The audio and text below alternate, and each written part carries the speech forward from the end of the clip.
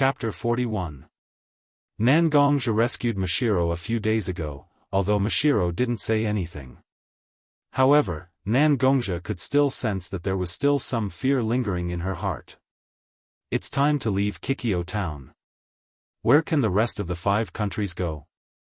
The land of water is more dangerous than Kikyo town. After all, the name of the blood mist is not for nothing. Although the land of earth is okay, that Tsuchikage's attitude towards wood-leaf ninjas is known to be bad. This old man has a lot of hatred towards wood-leaf. The land of lightning? That's a big plateau. Many ninjas have vomiting and diarrhea, not to mention Mashiro's weak body. Nangongja didn't dare to take this risk. Thinking about it like this, Nangongja and Zhenbai practically couldn't go to the 5 great nations. In the end, Nangongja thought about it. Finally, he thought of a good place. The land of hot water. It's a famous hot spring holy land in the shinobi world. It's just a small country, but there are thousands of hot springs. Countless people go to the land of hot water because of its fame. The price of a house in the land of hot water is comparable to the price of a famous city in the land of fire. This shows how fascinating the land of hot water is. What's more, although Nangongja and Mashiro are now in Kikyo town on the border of the land of wind, the difference in temperature is not too obvious. But it's already autumn. Isn't it a pleasure to go to a hot spring with the cool autumn weather? Knock knock. Nangongja knocked on the wall. Since the last incident, Nangongja changed his living place to the one next to Mashiro's. As long as there's any movement, Nangongja will immediately go there. As for knocking on the wall, it's Mashiro's request. After all, with Nangongja's impatient temper, he often doesn't wait for Mashiro to respond and kick the door open. Under the resentful gaze of the owner, Mashiro's face was lost. She asked Nangongja to knock on the wall whenever he had something to do. Whenever Mashiro had time, she would knock on the wall a few more times, and Nangongja could go over to find Mashiro. After waiting for about 3 to 5 minutes, 2 knocks came from Mashiro's room. Nangongja went to Mashiro's door and waited for Mashiro to open it. What's wrong? Mashiro opened the door and saw Nangongja standing at the door. Half of his face peeked out of the door. You don't want me to go in? Nangongja looked at it helplessly.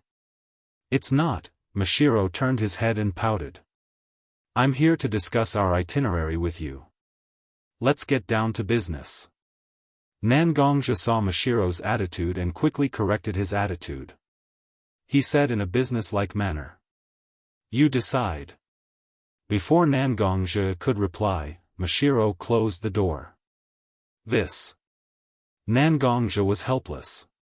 He didn't understand what was going on. When did I offend Mashiro? No. I didn't do anything these few days. Nangongja thought about how he offended Mashiro and walked back to his room gloomily. When Mashiro heard the sound of the door next door opening and closing, she sat down on the ground. He leaned against the door. This idiot. Mashiro grabbed a pillow beside him and threw it out. Idiot. Idiot. Dead wood. Fine, Mashiro was about to go crazy. Obviously. I've already decided to live on by myself. But why did you appear? How can I face you when you're so good to me? Mashiro looked at the starry sky outside the window and seemed to remember the brilliant stars and the bright moonlight that night. Of course, there was also the boy who fell on the eaves with a slight smile on his face. The two of them finally left Kikyo City. The distance between the land of wind and the land of hot water wasn't very close. The general distribution of countries in the ninja world was actually very simple. The 5 major countries occupied the largest area, and many small countries were sandwiched between their respective borders. The land of hot water was located at the border of the land of fire and the land of lightning. In order to get there, Nangongja had to pass through the land of river and part of the land of fire. The road will be very long. With Mashiro around, it was only natural that Seiji's speed would be even slower. Nangongzhe estimated that it would take at least 3 months to reach the land of hot water. So Nangongzhe specially found a carriage so that Mashiro could sit inside and walk less. After leaving Kikyo City for 2 days, Nangongzhe arrived at the border of the land of wind and the land of river. In the land of river, there were a lot of forests. The tall trees made Nangongzhe feel like he was back in the wood leaf. Meet, Nangongzhe drove the carriage, but his eyes were a little confused. Although he was mentally prepared to face the truth, but when he really had to face it, he still felt a little nervous. After all, the person he suspected now is the most precious person to him. Just as Nangongzhe was thinking about how to face his sister while driving, Nangongzhe sat in the car. Nangongzhe suddenly took out a kunai from the ninja bag behind him and threw it at a tree behind him. "Come out, don't hide." Nangongzhe got out of the carriage and looked at the direction of the tree coldly. Several ninjas also came out of the shadows. "It seems that you are not honest." Nangongzhe pulled out his black sword and spread his internal force on it. Suddenly he turned around and cut the tree behind him, a huge blade of internal force gushed out and the tree fell down instantly. A figure also jumped out of the tree. Sand ninjas are still the same. Nangongzhe looked at his carriage, opened the curtain and said to Mashiro who was sitting inside, "Wait a moment, there are a few rats following us. Although they are not very troublesome, they are a little difficult to deal with. I will deal with them as soon as possible." Mashiro nodded and looked at Nangongzhe who was about to turn around and leave. She grabbed Nangongzhe's hand and said seriously, "Don't die. You promised to protect me." Nangongzhe looked at Mashiro who was holding his hand and nodded. "Don't worry, it's just these losers. I don't care about them." After saying that, he got out of the carriage. Looking at the 6 ninjas who surrounded him in an instant, Nangongzhe began to observe. Among them, 4 of them were holding melee ninja weapons such as long swords, halberds, and the like. The other 2 didn't have anything, but the vigorous chakra aura from their bodies was enough to prove that they were at least Jonin-level ninjutsu ninjas. Sand ninjas really think highly of me. A total of 6 Jonins were sent to encircle me. Nangongzhe looked at them and couldn't help but smile, but the smile was particularly creepy. "I am very curious, who leaked my whereabouts to sand ninjas? Hotel owner, Yakuza boss? It's just these 2 people. It must be very difficult to bury a nail in Kikyo Castle. Don't worry, when I have time, I will help you pry out the nail." Chapter 42. The 6 sand ninjas didn't say anything, just an endless silence. Several of them looked at each other, and the 2 ninjutsu ninjas with strong chakra fluctuations instantly converged their aura and chakra fluctuations. Of course, this was only temporary, because as long as they use ninjutsu, it's impossible not to produce chakra fluctuations. Just like just now, Nangongzhe was able to find the people behind him because he used invisibility jutsu to hide in the canopy of a big tree. The 4 taijutsu ninjas in front of Nangongzhe made a rhombus formation and rushed towards him. During this time, many shurikens were shot from all directions to interfere with Nangongzhe. "Did you set up a trap when you were hiding?" Nangongzhe looked at the shurikens flying towards him, but it's useless. Nangongzhe quickly danced with the black sword in his hand, and internal force gathered in all directions and turned into a large net around Nangongzhe's body. All the shurikens rushing towards him were blocked. "Ha!" Nangongzhe roared, and the input of internal force increased, and the net around him seemed to have turned from an illusion to a substance in an instant. Sword rush. The big net was instantly fragmented, and the internal force sword marks that originally formed the big net turned into internal force blades flying around. He rushed towards the sand ninja who was charging towards him with his shurikens blocked by the shurikens. The dense internal force sword marks directly made the 4 sand ninjas unable to resist. However, the sand ninjas didn't only know taijutsu. So far, Nangongja has only seen Woodleaf Mike Dai and his son Mike Kai who only use taijutsu. Most of the other taijutsu ninjas mainly use taijutsu, but they also use ninjutsu to enhance themselves. Wind Release, Wind Wall. A ninja who fell behind the other 3 taijutsu ninjas used Wind Wall to block in front of his group. It was used to stop the attack of the sword marks. However, it was difficult for them to avoid being blocked for a while. Black Lion Li Yang. Protect me. Nangongja took advantage of this time to mobilize Li Yang's power. Kid. I knew that following you would never be idle. How long after the battle ended, there is another battle. Very good, let's go all out. Li Yang was also very excited. Isn't a lion a warlike animal? Thunder from the sky, black armor covered his body. Nangongja was clad in black armor with lightning surrounding his body. His speed and strength had greatly increased speed. In the blink of an eye, Nangongja appeared behind the ninjas.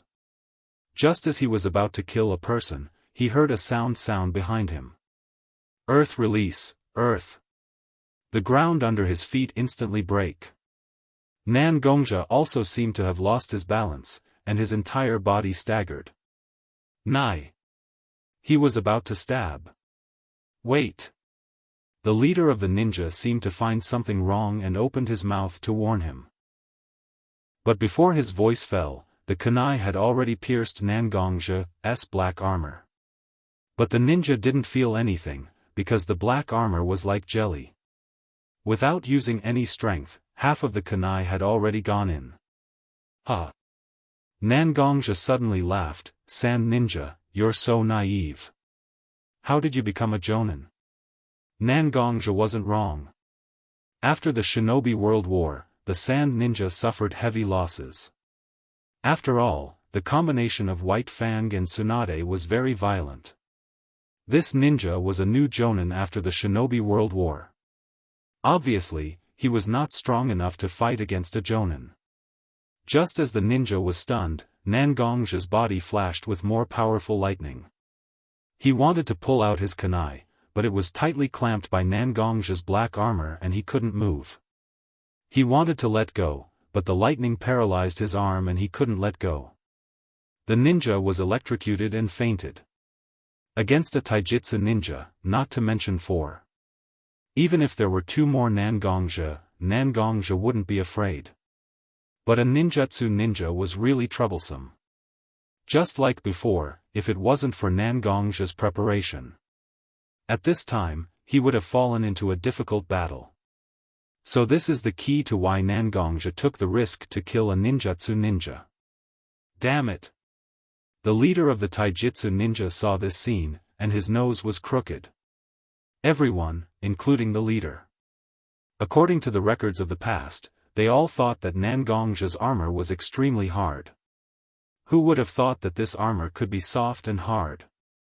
This made many of the plans they made before the battle useless. Even a rare ninjutsu ninja was involved in this. It was a big loss. Earth Release, Rock Puppet. Wind Release, Dark Wind Sword. Combination Ninjutsu, Rock Swordsman. The leader of the ninja was indeed an experienced ninja. He knew that there was no point in playing tricks behind his back. He couldn't let the remaining ninjutsu ninja on his side be exposed too early. So, he used ninjutsu to forcefully hold Nangongja and provide an opportunity for his remaining teammates. The soil under his feet kept loosening and attached to the leader's body little by little. Slowly, it turned into a huge puppet that was 3 to 4 meters tall. The puppet opened its big hand and a huge green and white sword appeared in its hand. Nangongja looked at the leader's performance. Although they were enemies, he still praised the leader. The compatibility between Wind Release and Earth Release is not good, but you can maintain 2 ninjutsu without affecting each other. That's really rare. That's not all. Faced with Nangongja's praise, the leader instantly rushed out and said, attaching Wind Release to the puppet's feet to increase its speed? Nangongja muttered, and his body quickly began to dodge. This kind of control is simply unimaginable. However, Nan Gongzhi did not retreat. The long sword in his hand instantly dispersed the internal energy. The black armor on his body instantly increased in thunder and spread to the blade of the black sword. But you shouldn't have used earth release. Nan Gongzhi said, all ninjutsu are mutually reinforcing and restraining. The restraining relationship between thunder release and earth release is second only to water release and fire release. Nan Gongzhi used his speed to instantly stand behind the puppet's blind spot. The puppet waved its arms, trying to hit Nan Gongzhi, but Nan Gongzhi dodged all of its attacks. Nan Gongzhi stabbed the black sword deep into the puppet's body. Riang! Let this guy see the power of the black lion. Of course. Roar! Roar! Roar! The thunder on Nan Gongzhi's body roared like a lion as it continuously poured into the puppet's body. Chapter 43. The puppet's body was like a tree's bark, peeling off piece by piece under the effect of the strong electric current. It fell to the ground and made a pu-pu sound. Just when Nan Gongzhi thought that the situation was settled, something unexpected happened.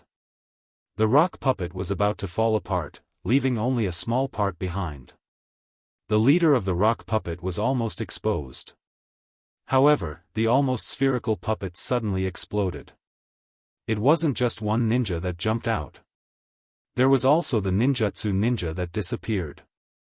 No wonder the puppet could use both wind release and earth release at the same time without affecting each other. At the same time, it could use wind release to increase its speed. Nan Gongzhi immediately understood what was going on. Although a ninjutsu ninja alone can cause me some trouble, as long as I'm careful enough, it shouldn't be a big problem. Since that's the case, why don't I let this ninjutsu ninja play its biggest role and turn it into a real fighting force? What a good plan. Since the ninjutsu ninja had appeared, he naturally wouldn't expose himself for nothing. Wind release, hurricane destruction. The ninjutsu ninja's hand seals were flying, and he quickly cast ninjutsu in Nan Gongzhi's direction. There were at least 20 to 30 huge wind blades, and they were chaotically flying towards Nan Gongzhi's direction. The other three taijutsu ninjas quickly stood in a suitable position to prevent Nan Gongzhi from escaping. They were trying to maximize the power of the wind blades. As for the leader of the taijutsu ninja, the huge consumption of chakra and the invasion of lightning had consumed a lot of his stamina. At this time, he was watching from the periphery, and he was taking some pills to recover his chakra and stamina. Seeing that his escape route was almost completely sealed, Nan Gongzhi could only try his best to swing his black sword, and use his internal force to cut off chakra's characteristics to face the wind blades head-on. Every time Nan Gongzhi received a blow from the wind blades, he would be forced back 3 to 5 steps. When the ninjutsu ninja saw that Nan Gongzhi was actually able to withstand the power of the wind blade head-on, he was very surprised. He knew the power of these wind blades the best. Back then, when he wasn't proficient with it, he had shaved off the top of a small mountain with his half-finished chaotic hurricane break. Therefore, the ninjutsu ninja adjusted their strategy. Whenever the wind blades were close to Nan Gongzhi, they would activate their chakra to detonate the wind blades. One after another, the huge wind blades instantly transformed into even smaller, yet even more subtle and sharp knives. Nan Gongzhi could block the huge wind blades, but these small wind blades were hard to block. He could only rely on his black armor to defend himself. Creaking sounds accompanied by sparks flew in all directions, proving the difficult situation Nan Gongzhi was in at the moment. At this time, the ninja leader who had rested for a long time finally joined the battle. Once again, he used Earth Meld to give himself the appearance of a puppet. The huge puppet punched again and again, forcing Nan Gongzhi to face the sharpest part of the wind blades. The taijutsu ninja who was replaced didn't stay idle either. He actually approached the carriage where Mashiro was. When Nan Gongzhi saw this scene, it was as if his heart was on fire. These sand ninjas were obviously targeting him. All of this had nothing to do with Mashiro. But Mashiro was involved in this? These days of getting along, Nangongja had a deeper understanding of this sometimes confused and capricious girl. How could such a girl lose her life like this? Nangongja was very clear in his heart. As long as he was killed here, all the witnesses would be silenced except for the sand ninjas. Because Woodleaf and the sand ninjas were in the honeymoon period after the peace negotiations. Anything that could affect the peace couldn't be made public. If he died, Woodleaf wouldn't do anything. Because a dead person, no matter how famous he was when he was alive, no one would try so hard to get justice for him. The matter of the White Fang is not far away. How trustworthy can the integrity of the people of Konoha be? So at this moment, Nangongja could only protect himself and Mashiro. There were no reinforcements. As long as he was defeated, he would die, or even become a research material for various experiments. After all, a Jonin's body could be studied a lot. No one touch her. Nangongja said word by word. His tone was filled with an indescribable feeling. It was as if he was trying to endure an indescribable pain. Kid, are you crazy? Riang shouted in Nangongja's mind, that girl is dead. Without her, you would have been able to break out of the encirclement and wouldn't be in this predicament. Now you're using this kind of self-harming method to gain strength. After the strength dissipates, the long period of weakness and eternal pain is not worth it. That's right, Nangongja was currently overdrawing his strength. When Kai was receiving Nangongja's training, he didn't tell Nangongja all the contents of the Hashiman Tanku. But in order to make it easier for Nangongja to teach him, he still revealed some of the key concepts to Nangongja. With Riang's persuasion and help, Nangongja developed a set of secret techniques that could transform the gentle internal energy into sharp sword energy to attack the acupuncture points and stimulate the potential of life. Nangongja called it, sword chi breaking acupoint. After perfecting this secret technique, Nangongja would normally use extremely weak sword energy to attack the acupuncture points to expand his meridians and acupuncture points and increase his internal energy cultivation. This method also allowed Nangongja's strength to improve by leaps and bounds. But this also proved the danger of using sword energy to attack the acupuncture points. Ever since Nangongja's physical cultivation increased greatly and was close to the body of a half-step immortal, his body's toughness and recovery ability had greatly increased. But even so, he could only use a very small amount of internal energy to attack the acupuncture points. At this moment, in order to protect Mashiro, Nangongja had used almost all of his remaining internal energy to transform into sword energy. Nangongja and Riang couldn't estimate what kind of damage this would cause to him. If he were to remove the black armor now, Nangongja's restless blood would probably burst out of his body. Fresh blood would also flow out of Nangongja's 7 orifices, looking extremely frightening. Ah! Ah! Ah! Nangongja finally couldn't suppress the pain and could only roar out loud to vent it. At the same time, Nangongja charged towards Mashiro while enduring the heavy punches and wind blades. Under the control of Nangongja's increased strength, the black sword produced streaks of sharp sword energy.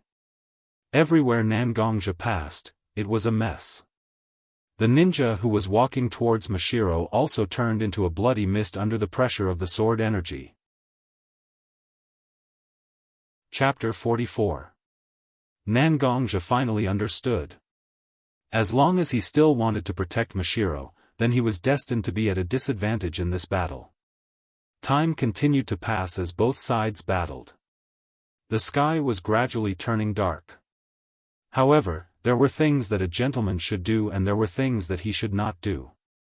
Nangongja would definitely not give up on Mashiro. Thus, Nangongja could only take advantage of the fact that he was breaking through his limits to break through the encirclement. There was only one path for him to choose. Nangongja opened the wooden door of the carriage and saw Mashiro shivering in the corner of the carriage. "Mashiro, let's go." Nangongja tried his best to use a gentle tone to talk to Mashiro, but the pain all over his body made Nangongja's every word tremble. Miyagi, although Mashiro was usually a little naive, it did not mean that Mashiro was not smart. At this moment, the black armor on Nangongja's body had many cracks, and many scratches were distributed on the armor. Furthermore, Nangongja's 7 orifices were still bleeding. However, before Mashiro could finish his sentence, Nangongja reached out his right hand and looked at Mashiro silently. Even in such a predicament, his eyes did not lose their usual brilliance. Instead, they shone even more brightly. Mashiro could not help but stop talking. An indescribable sense of security surged in his heart. It was this person in front of him who had protected him time and time again. Even in such a predicament, he did not abandon him. Mashiro nodded. The tears in his eyes miraculously disappeared. He reached out his hand and grabbed Nangongja's hand tightly. Nangongja used his strength and pulled Mashiro into his embrace. His feet exerted force, and his whole body moved like an arrow. At this moment, among the 6 sand ninjas, 1 had fainted, 1 chakra was exhausted, and the remaining 4 taijutsu ninjas, although they still had some fighting power, they did not have the strength to chase after Nangongja. The leader only relied on drugs to suppress his bad condition. If there was a fierce battle, he would definitely not be able to endure it. As for the remaining 3 taijutsu ninjas, whoever chased after him would die. Although the ninjas were obsessed with completing the mission, they were also very rational. They knew how to gain the most benefits. This was the bottom line of the Sands plan. They could have no results, but they could not have a large number of casualties. Because at this moment, the Sand ninjas no longer have the ability to bear. This operation was an opportunistic move on the part of the Sand. Nangongja was to stay was to stay was to kill to stay. At least they could give Woodleaf's group some trouble, wasn't that good? Nangongja continued to move forward. Slowly, his consciousness began to blur. However, his legs continued to move forward under the urging of his subconscious. Until he was exhausted. Nangongja and Mashiro in his arms fell to the ground together. Gong gong. Gong gong. Mashiro saw Nangongja fall to the ground and struggled to get out of Nangongja's arms. He put Nangongja's body on the ground. Nangongja's black armor also disappeared shortly after Nangongja lost consciousness. Nangongja's body did not have the protection of the black armor. In an instant, the blood that was surging due to the sword chi flowed out of the pores of his body. His whole body instantly turned into a blood man. Nangongja was lying on the ground at this moment was soaked with Nangongja's blood. Mashiro looked around and saw some tall trees. He was a little flustered. When did Mashiro experience such things? Coupled with the fact that Nangongja was covered in blood, Mashiro was even more scared.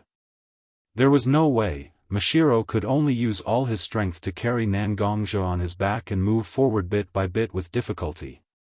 Go east. A voice suddenly sounded in Mashiro's mind. Who is it? Mashiro was startled and sat on the ground.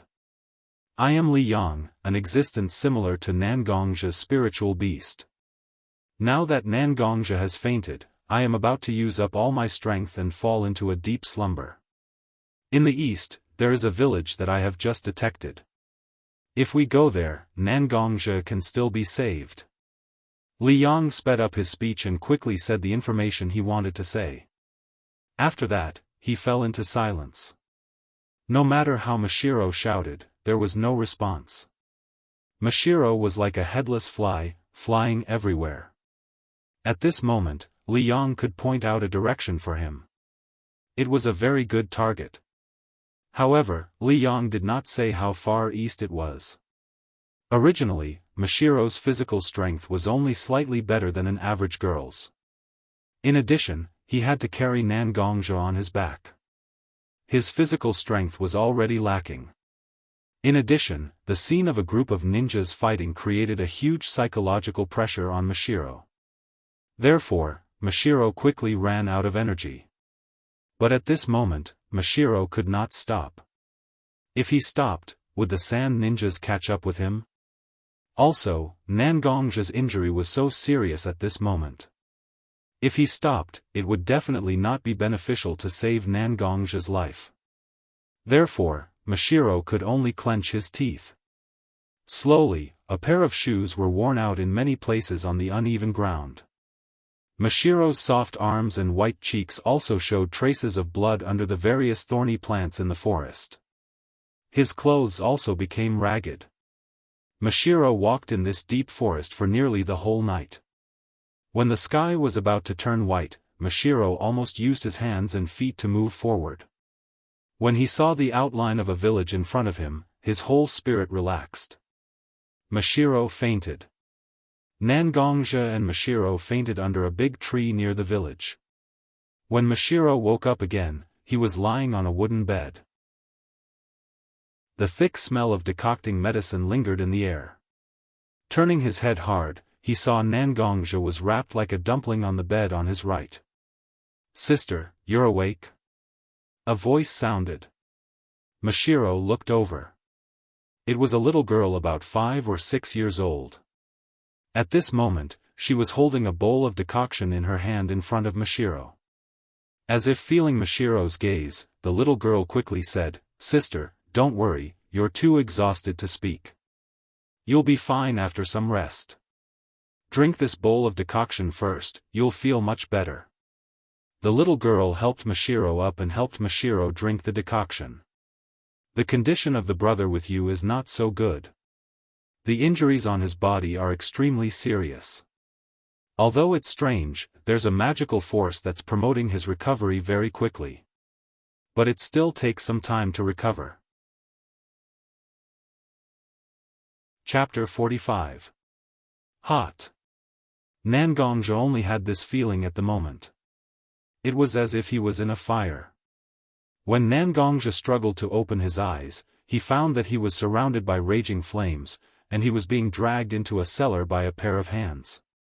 "Mom," Nangongja didn't know why he blurted out the name of the person in front of him.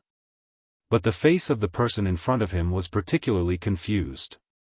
Nangongja could only faintly hear the words, "live." The rest of the words were silent, but Nangongja could feel that the woman in front of him was very panicked at that time, but she still forced herself to calm down in front of Nangongja and hid Nangongja. After Nangongja was put into the cellar, the exit of the cellar was closed. The surrounding air was getting hotter and hotter, and Nangongja fainted under the effect of the hot air. Nangong-ro took the copper basin and walked to the room where her brother was. This was the 15th day after Mashiro woke up.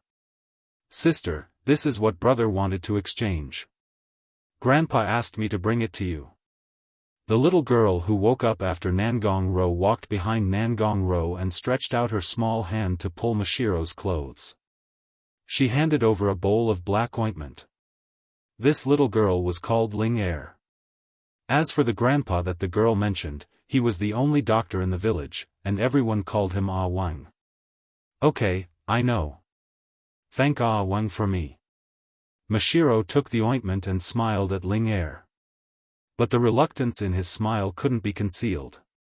Ling-er and Ah Wang had been practicing medicine in this village for many years, so how could they not see such an expression? Nangong's condition was not good at the moment. After Ah Wang's diagnosis, he found that Nangong's body had a magical power that was constantly repairing Nangong's body. But when the power was exhausted, this power disappeared a few days ago for unknown reasons. And Nangong's injury was barely half healed. Until now, many of his veins, muscles and other internal structures had not recovered. He could only rely on the ointment that Ah Wang gave him to slowly heal. And until now, Nangongja hadn't regained consciousness. According to Ah Wang's explanation, Nangongja had used too much strength, and the surging blood brought a lot of pressure to his brain, which caused his whole body to fall into a coma. Mashiro watched as Ling-er walked out, then left the door ajar. Then he picked up a towel's bodies and a towel hand, SSSSS bodies, pics, SS layers of black medicinal stains were wiped off, revealing Nangong's bloodless skin. As Mashiro wiped away her tears, a layer of mist began to form in her eyes. Gonggong, it's all my fault. If it weren't for the fact that you had to take care of me, you wouldn't have suffered such a serious injury. Mashiro's eyes were hazy with tears, and he stuttered as he spoke. His entire being exuded a sense of self-blame. However, Mashiro's hands didn't stop moving. After he was done, he applied the black ointment on Nangong's wounds. Just as Mashiro turned around and was about to apply some ointment on his wound, Lin Sanjiu stopped him. A large hand pressed down on Mashiro's head. His trembling hand slowly stroked Mashiro's hair. A weak voice rang out. Mashiro has never been a burden to me. Mashiro is someone I want to protect. Mashiro's entire body began to tremble. He couldn't hold back the tears in his eyes and they gushed out. Gonggong. He turned around and saw the person who was protecting him. Mashiro's heart was filled with complex emotions. He couldn't speak. He only reached out and grabbed Nangong's hand. Let me apply the ointment for you first. Applying the ointment is the most important thing. Since you're conscious now, Gonggong, your body must have recovered to a certain extent. Mashiro really couldn't express his feelings at this moment. He could only change the topic. He talked about Nangong's injuries. Thank you for taking care of me all this time. Nangongja said to Mashiro. It's nothing. You were injured because you protected me. Then I should take responsibility for you, shouldn't I? Mashiro said as he applied the ointment. The two of them didn't say anything else. They just enjoyed the atmosphere at this moment.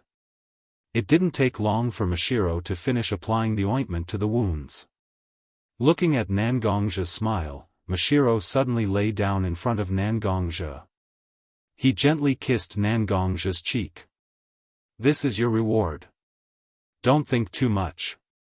Masahiro's cheeks were red as she quickly walked out. Looking at Mashiro's back, Nangongja was stunned. Kid, you're quite lucky. Li Yang suddenly said in Nangongja's mind. Alright, Li Yang. That's not the important thing now. Nangongja tried his best to calm his emotions.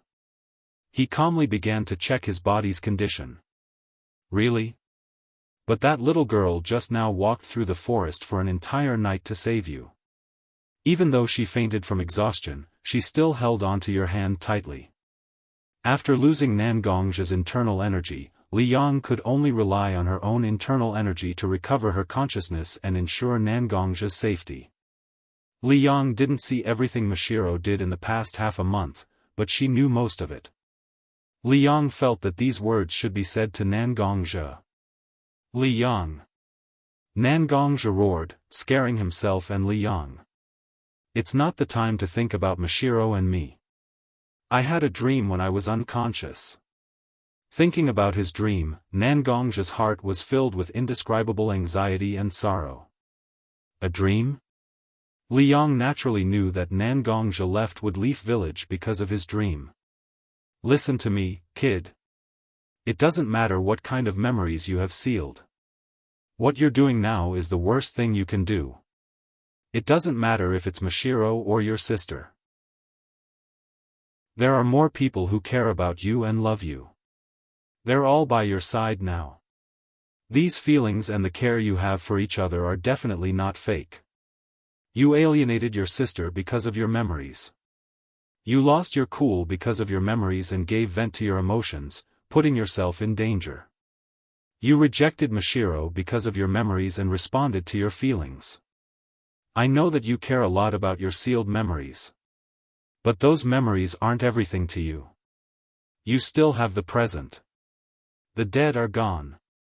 Memories are just memories. Some things can't be clung to. Clinging to them is like being possessed by a demon. Don't wait until you lose it, then start to indulge in it again. Chapter 46. Nangongzhi quietly listened to Li Yang's words, stretched out his trembling hands and took the black sword beside his bed. He held the black sword tightly in his arms. The coldness of the black sword was transmitted to Nangongzhi's body through the bandages. It was only a weak coldness, but it made Nangongzhi's whole body tremble. Li Yang, I understand what you said. I also understand what you want to say. But, understanding doesn't mean I can do it. I'm different from you. I've only lived for a little over 10 years, and more than half of my memories have been sealed by someone. I killed a lot of people in the past few years. At the beginning, I was scared. Every night when I closed my eyes, I could see the people I killed looking at me with bloodstains on their faces. Although they didn't say any words of hatred, my heart was scared to death. But, I endured it. No matter how uncomfortable I felt, no matter how guilty I felt, I had to endure it. Because, my sister. My only family in the world is waiting for me to come home. My sister's stable life in Woodleaf needs my protection. So, I can only keep killing. Whether it's the sand, the rock, or the mist. Whether it's civilians or ninjas. I can only kill them one by one. I know very well what will happen if I keep going on this road. Sooner or later, I will end up like White Fanged. That's it, I won't have a good death. Used by others, betrayed by others. Become a bargaining chip for others. But I still resolutely do it. There's no high goal. Peace in the ninja world, the will of fire. What does it have to do with me? I'm not such a great person. The whole education system in Woodleaf is to brainwash the villagers. Let them be instilled with the consciousness of sacrificing for the village. But I'm not a person who was raised in the village. When I was struggling to survive in Konoha's subordinate towns, when I saw Konoha's ninjas who looked kind on the surface, but were actually arrogant, I already understood. There's no one in this world who fights for justice. They're just wearing the tiger's skin of justice and pursuing their own interests. If a person really only pursues peace, then he will become a weapon for others. If a person keeps kindness in his heart, then his life will be taken by others. The sand ninjas call me Yama. What is Yama? To say it nicely, it's a person who harvests lives, to say it bluntly, an ugly demon. I decided to become an evil demon for Ru-Ro's sake. But if such a person deceives me, what should I do? Li Yang. The reason why I escaped from Konoha was because of you. Not only because I wanted to escape but because I wanted to escape. More importantly, I don't want my most important spiritual pillar to be destroyed by my own hands. Nangongzhi didn't cry. His voice didn't even contain the slightest trace of sadness. Every word he said was calm and steady. It could be said that he didn't have any emotional fluctuations. These heart-wrenching words made it seem like he was narrating someone else's story. However, the black sword in Nangongzhi's arms trembled slightly. His knuckles turned white as he gripped the black sword too tightly. Nangongzhi's internal energy, which had been exhausted from healing his injuries, was now flowing rapidly. It was clearly a small stream, but it flowed like a river. Li Yang could feel all of this. Her heart and body were one, so Li Yang could feel Nangongzhi's anxiety and grief. Nangongzhi said a lot, including many important things. Nangong-ro was Nangongzhi's life support. This world was destined to be filled with sorrow. People wanted to protect themselves and the things they cherished. It was inevitable that they would hurt others. Businessmen exploited the commoners so that their families could live a better life. Commoners smashed, looted, and became bandits in order to survive. Ninjas controlled their martial arts and collected huge amounts of money in order to have enough income. Aristocrats, in order to maintain their ruling status, kneeled down and licked ninjas' boots and continued to exploit the commoners. Which of these simple words didn't represent rolling tears of blood? In this world, who wasn't a sinner? Therefore, a person had to have something to rely on in order to maintain their true self. What would happen if the sustenance collapsed? No one knew. Kid. You won't destroy your thing with your own hands. Li Yang said with determination. Why? I can't find any reason to forgive Ro Ro. Nan Gongzhi curled his body and hugged the black sword even tighter as he muttered. He. I've lived for so long. How could I not know about the filth between people? But sometimes, the path that people face is wrong. Now, to you, a crack has been pried open in your relationship with your sister. It's meaningless to try to mend it. But, what if this crack is only on the surface? Li Yang's words had a hidden meaning, and he was secretly giving Nan Gongzhi pointers. You mean, I don't hate Ro Ro? Nan Gongzhi was very smart. When he heard Li Yang's words, he instantly understood Li Yang's meaning. If you really can't resist your sister, you won't leave Woodleaf at all. If you really can't forgive your sister's deceit, you won't still call her by her nickname. Memories were only a part of one's life, but they were not everything. Your sister's care and affection for you has never been hypocritical. Li Yang said with a trembling voice. Every word was like a sledgehammer hammering Nan Gongzhi's heart. Suddenly, Nan Gongzhi seemed to hear a voice whispering in his ear. It was constantly persuading him to return to Woodleaf. Ask for the truth, and let him truly let go of his worries. The voice kept getting louder and louder, and it kept echoing. Ah! Nan Gongzhi cried out softly. He endured the pain in his body and stood up. He used his hands to remove the bandages on his body. He walked to the clothes rack, took off his clothes, and put them on. Holding the black sword and his gauntlet, Nan Gongzhi opened the door and walked out. Gong Gong! What are you doing? Seeing Nan Gongzhi like this, Mashiro immediately rushed over. Your injuries haven't healed yet, forcing yourself like this. What do you think? Mashiro stared into Nan Gongzhi's eyes, and the anger in his heart suddenly exploded. I want to go back. Nan Gongzhi looked at Mashiro and said emotionlessly. In Mashiro's eyes, he seemed to have become a stranger that Nan Gongzhi met by chance. A feeling of abandonment enveloped his heart. Nan Gongzhi looked at Mashiro. Mashiro's eyes were filled with tears. He raised his right hand and was about to slap Nan Gongzhi's face. However, he still stopped. She could only cover her mouth to make herself softer. He turned around and ran away. Chapter 47. Mashiro. Nan Gongzhi looked at Mashiro's back and whispered. Whether it's his feelings for Mashiro or Mashiro's attitude towards him, Nan Gongzhi is now very far away from him. That's why Nan Gongzhi pretended to be indifferent to Mashiro, hoping to end these feelings quickly. The combination of an ordinary person and a ninja is an extremely irrational behavior. Just like many soldiers returning home from the battlefield, they will have all kinds of psychological trauma. This is also an invisible burden for his family. In the shinobi world, ninjas and ordinary people live in two different worlds. Although there is contact, there is also an invisible wall separating the two. Nan Gongzhi still left, even though Mashiro has been staring at him with a pair of teary eyes from the side of the house. But when Nan Gongzhi walked less than a kilometer, an old man came to him. The old man was dressed in white, and there was a somewhat shabby bamboo basket on his back. A few herbs and a medicine hoe were placed in the basket. The old man looked at least 80 or 90 years old, his white hair was casually tied in a bun on the top of his head. His long beard hung down to his chest. One step, one step.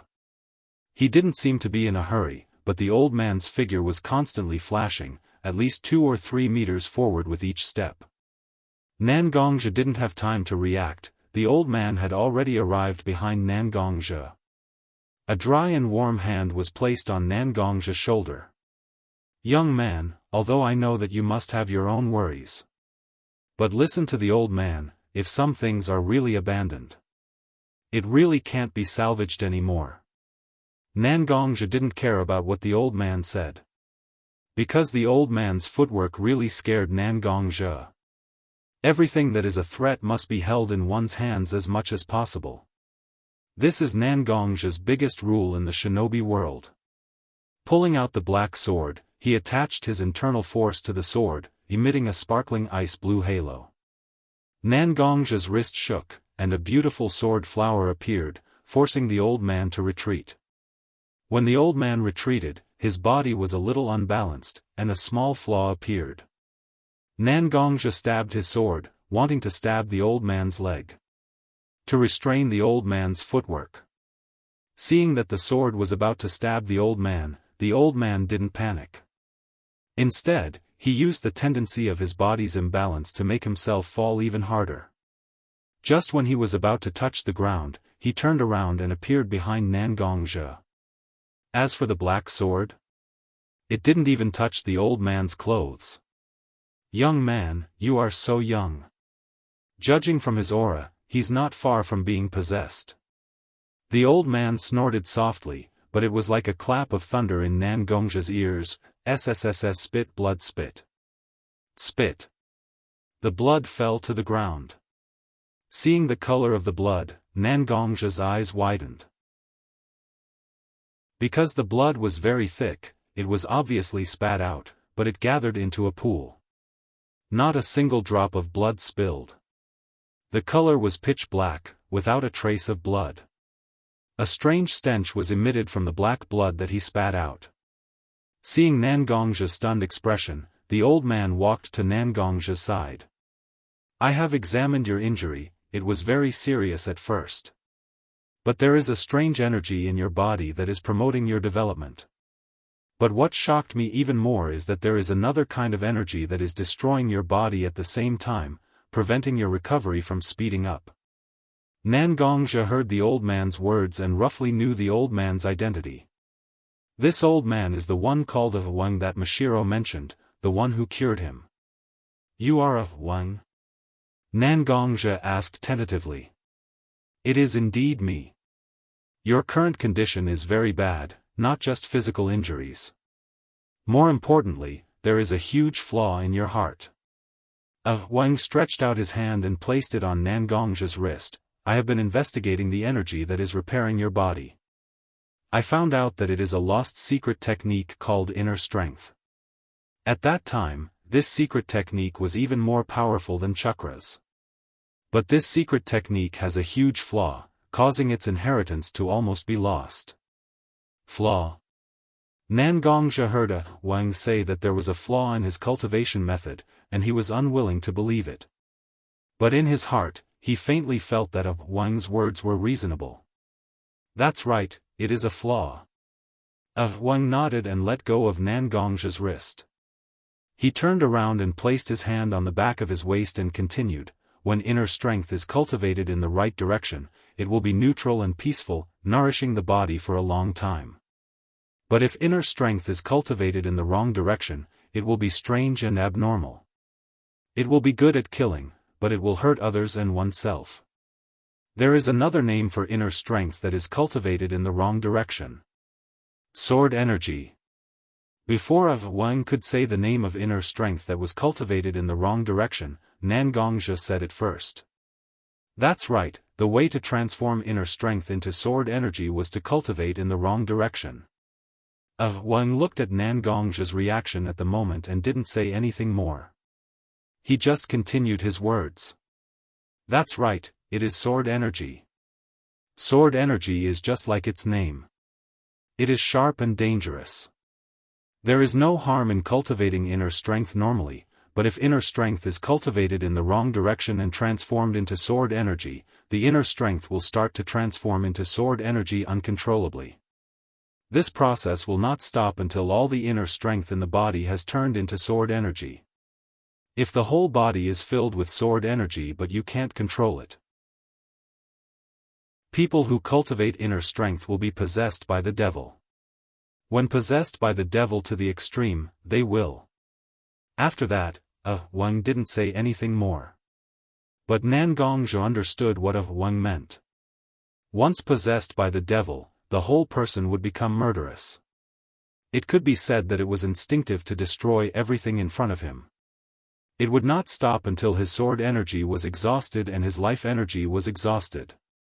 Then he would die. He would turn into flying ashes, and his body and soul would be destroyed. Nangong's inner strength was all automatically operated according to the inner strength stored in his body by his grandfather. So there were a lot of things that Nangongja should know, but he didn't know. Nangong Ro once told Nangongja some things. Like sword energy and the concept of being possessed by the devil. But Nangong Ro didn't say clearly how to become possessed by the devil. And the danger of sword energy that Wang mentioned, it was also the first time that Nangongja knew about it. Ruru.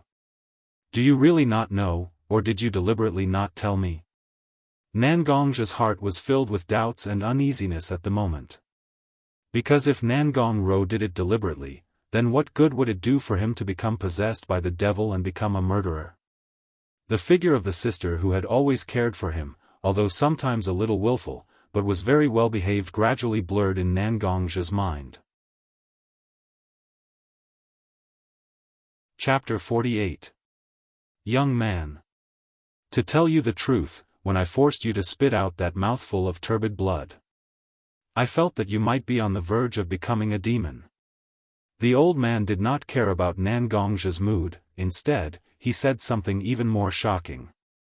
This sentence also forcefully pulled Nangongja's thoughts back to reality. On the verge of becoming a demon? But doesn't that only happen when all of the internal energy in your body is transformed into sword energy? When I checked my internal energy, I only found that a small part of it was sword energy. Nangongja checked his internal energy and found that it was not completely transformed into sword energy like Awang said, so he quickly raised his doubts. It's strange. Logically speaking, each person's inner force would have its own characteristics. Whether it's in the form of internal energy or sword energy, there's no essential difference. However, the essence of the sword chi and inner strength in your body are very different. Needless to say, your internal energy is moderate and has accumulated quite a lot. But your sword energy doesn't seem like it was just accumulated and transformed. Instead, it feels like you've been cultivating your sword energy for at least 20 to 30 years. The sword energy carries an austere aura that even makes my heart palpitate. After the old man expressed his doubts about Nangongja's internal energy and sword energy, he stroked his beard and waited for Nangongja to give him an answer. As for Nangongja, at this moment, he had a terrifying guess in his heart. Sword energy and internal energy have different characteristics? Could it be possible to think that sword chi and inner chi were not cultivated by the same person? Nangongja was very clear that a part of his internal energy came from his grandfather. Of course, the loss of internal energy from person to person was extremely great. In addition, he had been diligently cultivating his internal energy all these years. It could be said that the amount of internal energy he cultivated had already surpassed the amount of internal energy his grandfather transmitted. As for the proportion, wasn't the amount of internal energy that grandfather transmitted to him almost the same as the proportion of sword energy now? Although Nangongja didn't quite understand some of the joints, there was an 80% chance that the inner strength that turned into sword chi was transmitted by his grandfather. Nangongja didn't want to tell Awang about this, so he kept silent for a long time. Awang gradually understood that Nangongja didn't want to talk about this, so he didn't force Nangongja to answer. Instead, he began to talk about something else. Since you're already on the verge of becoming a demon. If that's the case, you can't face the things that you're worried about. Awang looked seriously into Nangongja's eyes and said, anyone who is on the verge of becoming a devil will have a sensitive and fragile mind. Any slight change in the people or things they were worried about could make them even crazier. You need to recuperate in your current state. I'll check my medical books and then help you solve the problem of becoming a devil. What do you think? Wang's words were very clear. As long as he didn't want to become a devil and die, he had to stay with Wang for a long time and slowly recuperate. As for the chance of being cured, although Ah Wang didn't say it, it could be imagined that the chance was very small. Otherwise, the inheritance of inner strength wouldn't have been passed down to such a small number of withered leaves. Okay, I'll go back with you. Nan Gongzhi thought for a moment and agreed. First, there was a problem with his current body. Nan Gongzhi was very clear in his heart. Since there was a possibility of being cured by Ah Wang, he might as well give it a try. Second, although he didn't know why Ah Wang was so familiar with the system of internal energy, he was sure that Ah Wang didn't deceive him. Third, of course, was Mashiro. Nan Gongzhi remembered what he did on impulse and Mashiro's teary eyes. He felt a sharp pain in his heart. Nan Gongzhi didn't understand why he made such a decision on the spur of the moment. But he had a faint premonition that it might have a lot to do with the disorder of his heart caused by becoming a devil. In that case, let's go back. I think Mashiro is still sad. It's good for you to coax her. Ah Wang had lived for so many years. How could he not see the feelings between a boy and a girl? Although Nan Gongzhi had been in a coma, Mashiro's meticulous care of Nan Gongzhi made Ah Wang very clear that there was a deep friendship between the two. Being suddenly pointed out by Ah Wang, even if Nan Gongzhi was usually thick-skinned, he still blushed. He didn't respond to Ah Wang's words. He just walked in the direction of the village. Looking at Nan Gongzhi's current appearance, Wang couldn't help but smile. Thinking about his past, he was dazed for a moment. He muttered to himself, "What is love in the world? It makes people live and die together. I finally found a person who cultivates internal strength. I couldn't save you back then, but now I want to save him. He still has a long life ahead of him. Not to mention, there's a girl who likes him so much waiting for him." The two quickly arrived at Ah Wang's straw hut. Nan Gongzhi had just walked in when he heard Mashiro and Ling Er's conversation. "Ling Er, sister is going to Woodleaf village to find Gong Gong. He was too strange just now. I want to find him and ask him what's going on." Mashiro's tone was very angry, but it faintly revealed her worry for Nan Gongzhi. "But sister, Woodleaf village is very far away from here. And unless an ordinary person goes to issue a mission, there's no way they can stay in Woodleaf for long." Ling Er still knew a bit about Woodleaf's system. She knew that Mashiro would be in trouble if he went. "Then I'll stay in Gong Gong's house until he tells me clearly what's going on. He's the ninja I hired to protect me. How can he just leave like that? At worst, I'll make a big deal out of it and make Woodleaf's Hokage have no choice but to intervene." Mashiro's words at this moment could be said to be very unorthodox, but hidden within them was Mashiro's deep feelings for Nan Gongzhi. Mashiro and Ling Er were still talking about these things, but Nan Gongzhi couldn't hear a single word. He just looked at Mashiro's back as he packed his luggage. Suddenly, he strode towards Mashiro and opened his arms to hug Mashiro in his arms. "Mashiro! Mashiro!" Nan Gongzhi's heart was filled with mixed feelings. For a moment, he didn't know what to say. He just kept calling Mashiro's name, Gong Gong. A familiar feeling wrapped around Mashiro. Mashiro instantly realized that Nan Gongzhi was back. "You idiot. What can't you tell me? Why do you have to use this method to push me away?" Mashiro turned around and grabbed Nan Gongzhi's arm and fiercely bit it. Chapter 49. After a long while, Mashiro finally let out a sigh of relief. He carefully looked at the place where he had bitten, and then touched the mark he had left there with his hand. He muttered to himself, "Humph, you're lucky." When Nan Gongzhi heard this, he could only smile. "Yes, yes, yes. It's good enough that you only bit me. If I were you, I would probably strangle myself to death." Mashiro looked at Nan Gongzhi's shameless appearance and didn't know what to say. However, he still opened his mouth after thinking about it. "What happened to you just now? It's too abnormal." Faced with Mashiro's question, Nangongzhi felt that he couldn't tell the truth about his situation. This was because it was too dangerous to be possessed by a demon. There's a slight problem that affected my mental state. In addition, I thought of some anxious situations, so I went a little overboard. I'm sorry for being so rude to you. When Mashiro saw that Nangongzhi didn't intend to explain clearly, he knew that there was no point in pressing him. Who knows, he might even throw a tantrum and act shamelessly, so he didn't ask any further. One will heal you.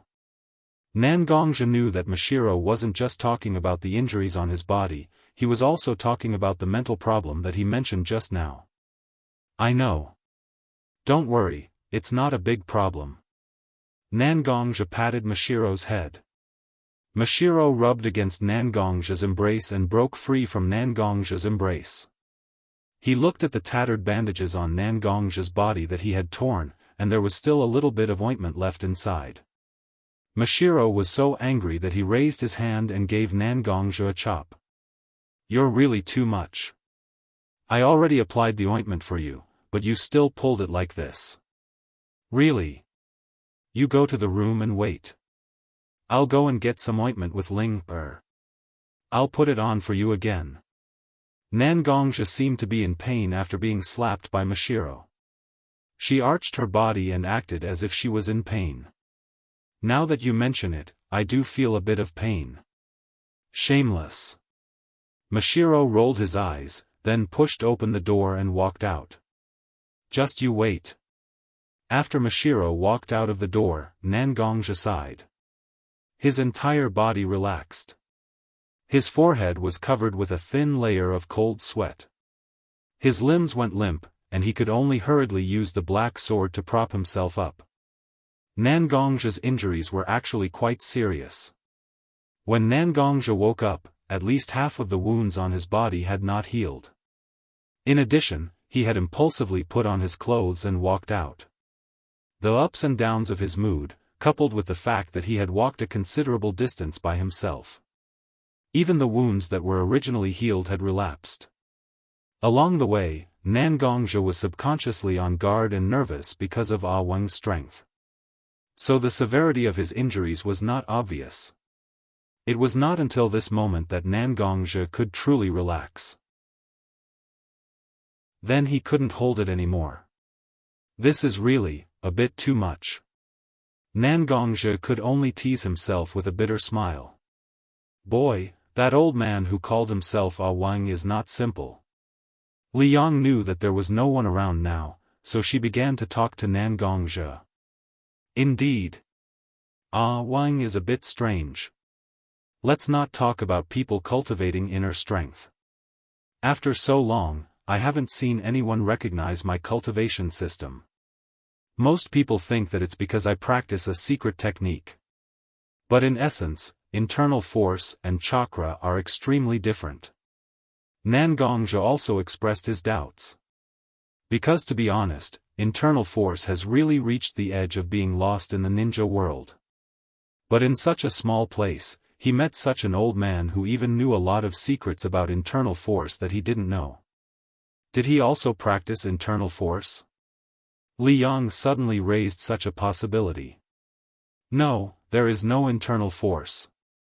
I didn't notice any internal force in Ah Wang's body, not to mention internal force, I didn't even notice a little bit of internal force. At first, he quickly approached me, but now I think about it carefully. It's a skill that relies purely on physical force, as long as you practice hard, it's possible to do it. Nangongzhi said his own judgment. What this person said about being possessed by the devil, is it really such a dangerous thing? Although I have been in contact with people who practice internal force, I still don't know anything about such a secret. Liang has been paying attention to the conversation between Nangongzhi and Ah Wang. The so-called bedevilment was truly something that people had never heard of before. Possession of the devil does exist. Ruru once told me about it. But she didn't say clearly what it means to be possessed by the devil. The situation that Ah Wang told me, I also compared it to myself, and there is an 80% possibility that it is true. Nangongzhi can only speak his thoughts truthfully. The feeling of the body can't be faked. So, we can only put all our hope in the hands of this person who doesn't have much confidence. Li Yang suddenly felt a little. How to say it? She lost the sense of security of life. We have no choice. Nangongzhi could only choke out such a sentence in the end. Whether it's the devil or the sword energy, Nangongzhi is almost at the stage where he can use it, but he can't understand it at all. And Wang, no matter how much he doesn't trust him. For life, for more possibilities, he can only rely on Wang's character and medical skills. Nangongzhi and Li Yang's conversation ended. Li Yang fell asleep again, and Nangongzhi leaned on the bed, waiting for Mashiro to bring the medicine. Gong gong. Mashiro pushed the door and came in with some bandages and a large bowl of ointment. Take off your shirt, I'll apply the ointment for you. Okay. Nangongzhi heard Mashiro's words, agreed, and took off his shirt. With his back facing Mashiro, it was convenient for Mashiro to apply the ointment. Looking at the many scars on Nangongzhi's back, some were very new, and some seemed to be a bit old. Mashiro has seen it many times, even when applying the ointment, his hands have touched these scars more than once. But whether it was before or now, Mashiro would feel some sourness in his heart. These years, this boy who was only a little older than him.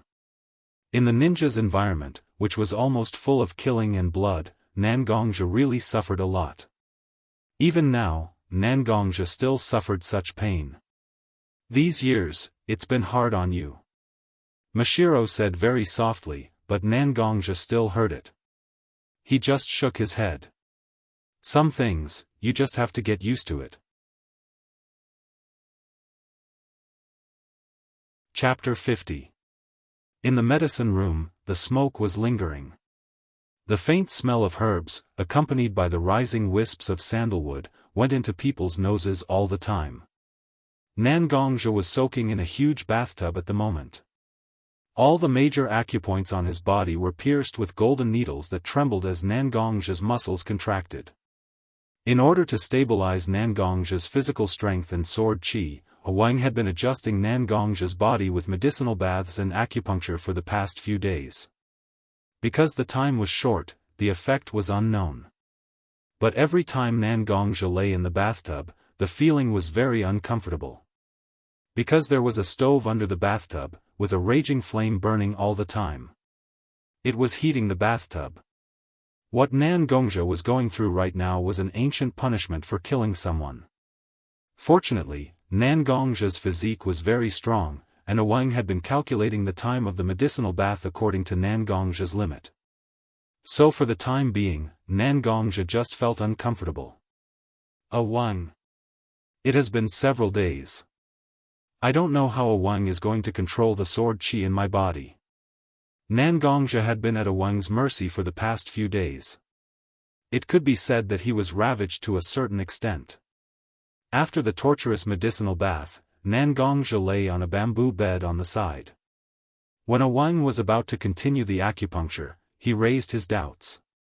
Wang ignored Nangongzhi and just looked at the golden needles in his hand. He took out a few particularly long golden needles and soaked them in a bottle of medicinal liquid. Then he walked to Nangongzhi with the golden needles. Lie down. Wang said. Nangongzhi lay down on the bed, but he still turned his head, wanting to get an answer. Seeing that Nangongzhi would not give up until he achieved his goal, Wang began to tell Nangongzhi his treatment plan. Sword chi is actually a double-edged sword. If you use it well, not only can your strength increase, but you can also use the characteristics of sword chi to put yourself in an indescribable fighting state. You can fully exert your ability. Nangongzhi thought about it and found it was true. Although Nangongzhi's emotions would become a little off after using sword chi, he could feel that his swordsmanship and sword chi were extremely compatible during the real battle. Furthermore, his ears were sharp and his eyes were sharp. When he carefully sensed it, he could even feel a slight coolness in his mind, allowing him to maintain a strange calmness. Therefore, I have 3 treatment plans here: upper, middle, and lower. The first one is the worst. Use acupuncture, medicinal baths, and many other methods to guide the sword qi out of your body. In this way, you will naturally lose your foundation and collapse. But this will greatly damage your muscles and veins. Even if you rely on the strong self-healing ability of your internal force, there will be a long period of weakness. At the very least, it will be counted in years. Take into account that you are a ninja. It is too dangerous to lose the ability to protect yourself, so this is the worst. The second one is the worst. I can weaken the sword qi in your body to the greatest extent, and maintain it in a relatively stable state. You have to come to me regularly to guide the sword qi out of your body. Of course, I can also give you the method. As long as you find a qualified medical ninja, it can also be done. However, if you do that, your inner strength won't grow any further. Because every strand of internal force you cultivate will be assimilated by the sword qi, and in order to prevent the sword qi from growing, you have to guide the sword qi out of your body. If this is repeated, your internal force will not grow. The third one is the best. The great Tao is 50, and heaven is 49. Naturally, it still contains a glimmer of vitality. Internal force and sword qi come from the same source, but their natures are completely opposite. Everything in the world is just yin and yang. If you can adjust the ratio of internal force and sword qi, mix the two, you have me, I have you. His inner strength had become more aggressive, and his sword qi had become more neutral. Then, you will have an extremely terrifying development potential. However, this method is also extremely dangerous. Because you will be on the verge of becoming a demon at all times. If you are not careful, you will fall deep into the demon's den and be unable to extricate yourself. And this method is also the one that I can use the least. You can only rely on your feelings to reconcile the two. In your current form, your sword qi still needs to be transformed more. And more sword qi represents that you are closer to the abyss of becoming a demon. So, although I said that there are 3 strategies, the best, the middle, and the worst. But each method has its drawbacks. No one can have the best of both worlds. In fact, the premise of these methods has not been achieved. You still need to strengthen your body and spirit. Let your mastery of internal force and sword qi increase. Truly understand your power, and not only know half of it and can only apply it. What I can do is to guide you. The only one who can really cure you is yourself. Wang finished his long speech. But the amount of information contained in it made Nan Gongzha's head buzz. None of the 3 methods was actually a cure. The worst and middle strategies were only treating the symptoms and not the root cause. They temporarily alleviated the crisis of becoming a demon. But they did not really solve the problem of becoming a demon. Not to mention the best strategy, that was to gamble with one's life. To see if one could really reconcile the 2 forces. It sounded like it was just to maintain the balance between the 2. But how long has it been since ancient times? How long had the internal energy existed? Although there were no clear records, it must have been hundreds and thousands of years. During this long period of time, how could there not be many geniuses born? But the system of internal force was still declining. Even the important treatment method of becoming a demon was not passed down. That proved that the so-called best strategy was actually just an idealized theory. It was not certain whether it would work. So these 3 strategies. In terms of benefits, the best strategy was naturally the biggest. But in terms of safety, the worst strategy was the safest. There was a period of weakness in exchange for his life. It was not a loss. But Nan Gongzha was now in the stage of adolescence. Years of recuperation was unbearable for Nan Gongzha. A ninja without strength, could he still be a ninja? Moreover, before becoming a ninja, Nan Gongzha was also a swordsman. A sword would rather break than bend. This kind of sharpness, was always hidden in the depths of Nangong's heart. Nangong's definition of himself was always a swordsman. There were some things that a ninja could do. But as a swordsman, Nangongja did not allow himself to do so. Chapter 51. Nangongja looked at the black sword beside him. The black sword's jagged surface reflected the light from time to time. Ah Wang, I am a ninja, and I am also a person who cultivates internal strength. But before that, I was a swordsman. Although today, the swordsman group has almost been abandoned by history. But I still believe that I am a swordsman. Ants drag out their lives, but swordsmen would rather die. Of the 3 plans you gave me, the worst one is actually the least dangerous one. But I still don't want to choose it. As a swordsman, my will and the long sword in my hand don't allow me to live like this. So, I choose the 3rd plan. No matter if I live or die, I won't live in vain, right? After Nangongja said these words, he suddenly felt his whole body and spirit relax a lot. Ah Wang took a look at Nangongja and slowly shook his head. He slowly stroked his snow-white beard with his withered hand. Ha ha ha. You swordsmen are all so stubborn. But this is right. Swordsmen should be like this. Looking at Ah Wang's laughing appearance, Nangongja lost his composure for a moment. Ah Wang always had the appearance of a humble old man in front of Nangongja. But at this moment, when Ah Wang was laughing, Nangongja could vaguely see the figure of a frivolous youth. Who in the world isn't frivolous? Ah Wang's laughter slowly faded, his pair of dim yellow eyes slowly covered with a layer of mist. Not only swordsmen. Even swordswoman used a sword. That's why I became like this. Ah Wang slowly wiped a drop of turbid tear from the corner of his eye.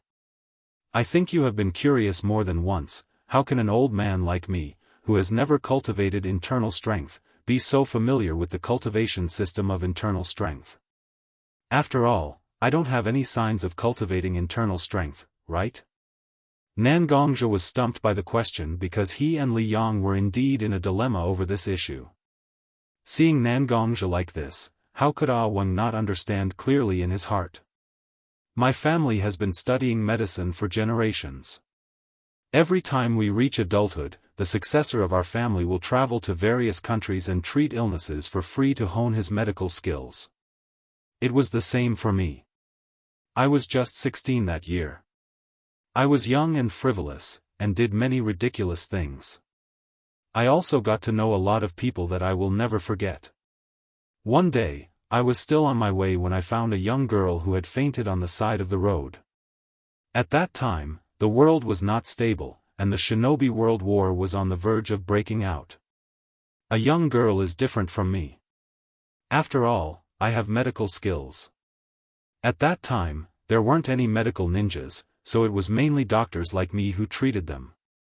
So my life won't be in any danger. It was too dangerous for women in that era where demons danced wildly. So I went to her side and used first aid to save the young girl.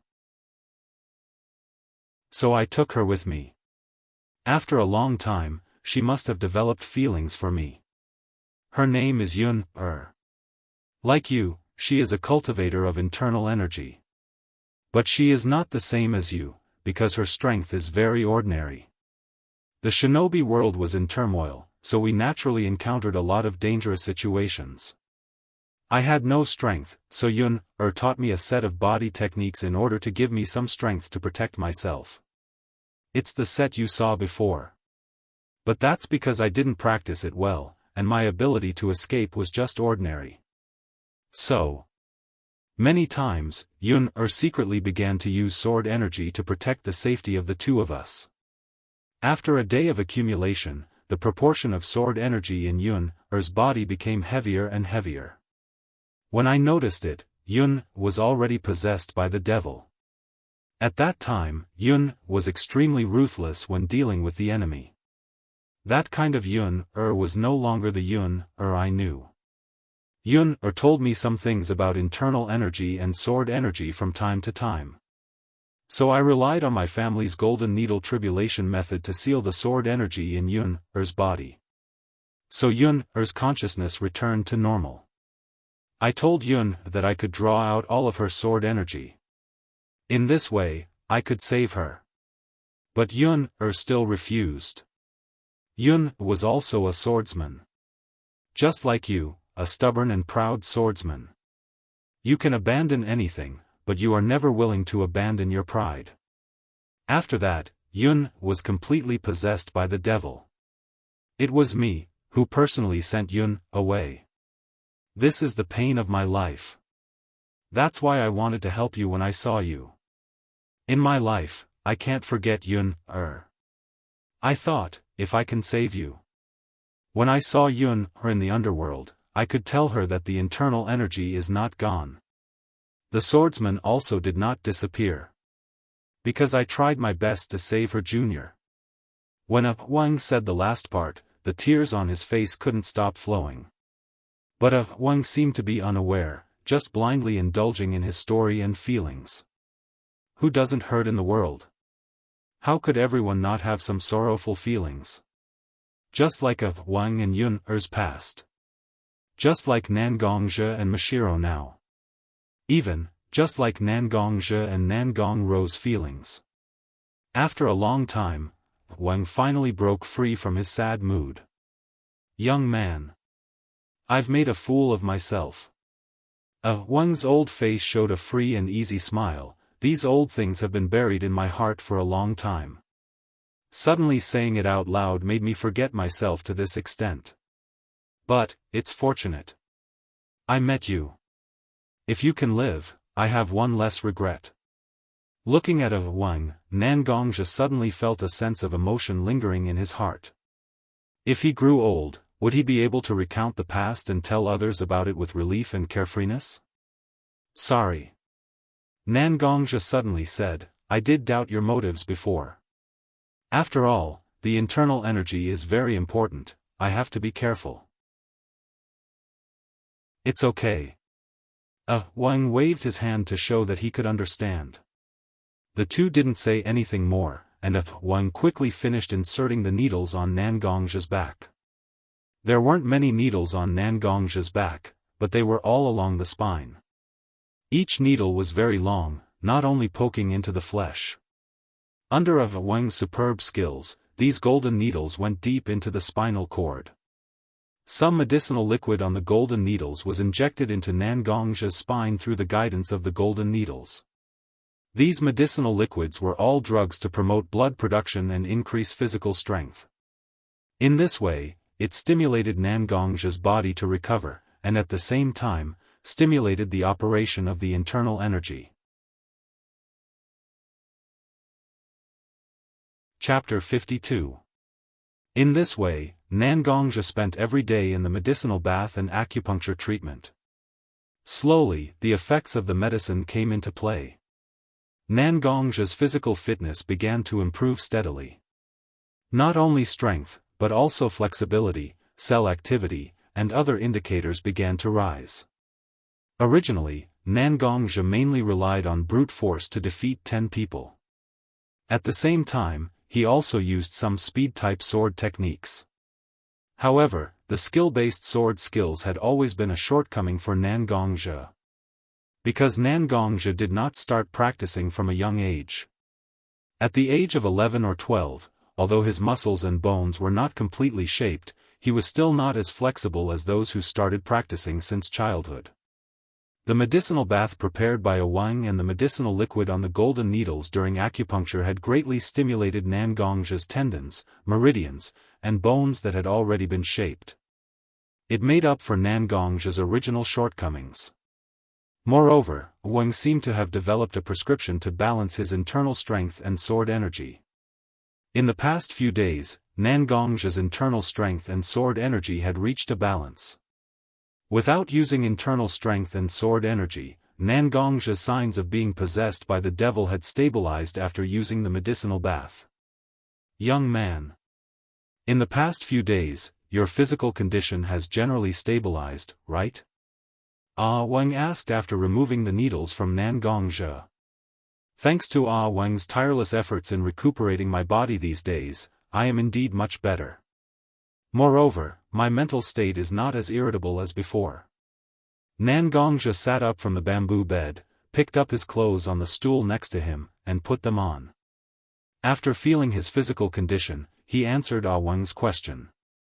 Very good, then this will be the last acupuncture treatment I will give you. Ah Wang nodded and put away the golden needle in his hand. The last time? Nan Gongzhe was suddenly a little confused. Was Ah Wang going to change the treatment method? What do you mean? Nan Gongzhe asked. I've already done all that I can with my medical skills.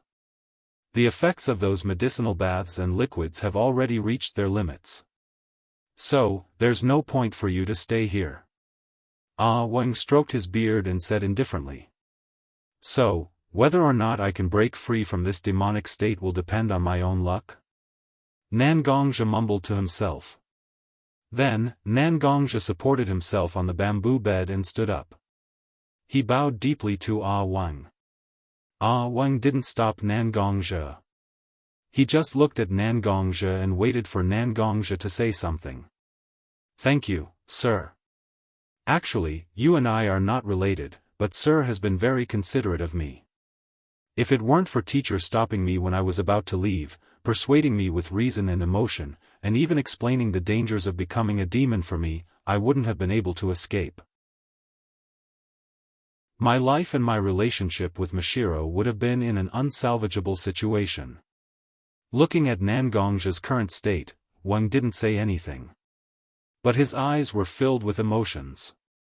If Yun didn't die early, perhaps Ah Wang would have his own children. Presumably, he would have a grandson as old as Nan Gongzhe, right? Young man, actually, I have a presumptuous request. After hesitating for a long time, Wang finally opened his mouth. You're my savior. If you need any help, I'll naturally help. There's no need to say any presumptuous request. Nan Gongzhe heard Ah Wang's words and quickly agreed. I've been studying medicine all my life, so I've long been open to life and death. Life and death is just a way of living, and I'm not that stubborn. But, after all, I'm still living in this world, and there are some things that I can't let go of. Ah Wang turned around and opened a window in the medicine hut. In the courtyard, Mashiro was playing with Ling Er. Nan Gongzhe followed Ah Wang's line of sight and saw Ling Er. You're saying? Nan Gongzhe already had some guesses in his heart. That's right. Actually, my time is almost up. At most, I can only struggle at death's door for 1 or 2 years. Although he was clearly talking about his own life and death, Ah Wang didn't seem to be the least bit strange. Instead, it was as if he was talking about someone else's matter. So, you hope that I can take care of Ling Er? Nan Gongzhe roughly guessed Ah Wang's meaning. Ling Er and I don't have any blood relations. Back then, I came to this village to practice medicine. There's a huge outbreak of plague here. 9 out of 10 houses are empty, and many people have died. The rest of the people also ran away. When I passed by, I wanted to collect some samples to study the characteristics of this plague. I wanted to use my medical skills to eliminate the source of the plague and make this place habitable again. However, when I walked to the door of Ling Er's old house, I heard a burst of baby crying. Ling Er's house wasn't in the densely populated part of the village. Instead, it was a bit remote. So when the people in the village fled, they didn't find that there was a baby in this house. So I brought Ling Er out. I don't know what her real name is. But I saw a string of bells on her hand, so I called her Ling Er. Over the years, Ling Er is really like my granddaughter. But the ninja world has always been turbulent. When I was still here, the people of various countries would give me a little face. Plus, the strategic value of this village is not great, so Ling can have a relatively safe living environment. But if I leave, I'm really worried about Ling Er's safety. You're a wood leaf ninja, and your strength is also very outstanding. I hope I can entrust Ling to you and let you take good care of her. When talking about his own life and death, Wang was very indifferent, but when he talked about his concern for Ling his love overflowed. The love and care in each of his fists was truly touching. You can rest assured that Ling is your granddaughter. These days, whether it's me or Mashiro, we've been infected by Ling's naive kindness, and we treat her as our own sister. Even without your entrustment, we will do our best to protect Ling. When Wang heard Nan Gongjia's words, his whole person seemed to have been relieved of a heavy burden, and relaxed a lot. With your words, I'm relieved. These years, Ling has accompanied me to treat patients, and can be regarded as a beginner in medical skills. I'll tidy up the books and entrust them to Ling. It can be regarded as a continuation of our lineage. Let Ling also have some skills to eat. After that, Wang ignored Nan Gongjia. He turned around and began to rummage through the boxes and cabinets to organize the medical books. It was such an ordinary scene, but Nan Gongjia didn't know why his heart ached. Chapter 53. After a few days, Nan Gongjia packed his luggage and took Mashiro and Ling on a long journey. He didn't know what Wang told Ling, but when Ling left, she was very excited. She was like a primary school student who knew she was going on an outing, pure and happy. But how could a child's mood not be fluctuating? When Nan Gongjia and the others walked for about half a day, it was already close to noon. They stopped and prepared to cook. At the same time, they were brewing a medicinal soup for Nan Gongjia to maintain the balance of his internal energy. I don't know if Grandpa has eaten lunch. Looking at the burning firewood, Ling suddenly muttered to herself. Then, his expression became somewhat gloomy. Don't worry, before we left, didn't we ask the neighbor next door to take care of Wang? There was a family next door to Wang's medicinal hut. This family had always relied on providing Wang with some of their own herbs to earn some extra money. Therefore, their relationship with Wang was very good. The neighbor next door also knew that Ling couldn't cook because she was leaving. The two families agreed to bring a portion for Wang when they cooked. Oh. I know, Ling nodded, but she was still a little unhappy. She held a piece of paper in her hand and flipped the firewood under the stove from time to time. I miss Grandpa a little. When she said this, Ling's eyes were obviously covered with a layer of mist. It looked like tears were about to gather and fall to the ground. Ling Big Brother saw a little white rabbit. Do you want to go catch it with Big Brother? Seeing Ling like this, Nan Gongjia didn't feel good in his heart. Therefore, he wanted to divert Ling's attention and not wallow in sadness. Rabbit? Ling raised her head, her eyes flashing with curiosity and a fresh light. Seeing Ling's appearance, Nan Gongjia finally let out a sigh of relief.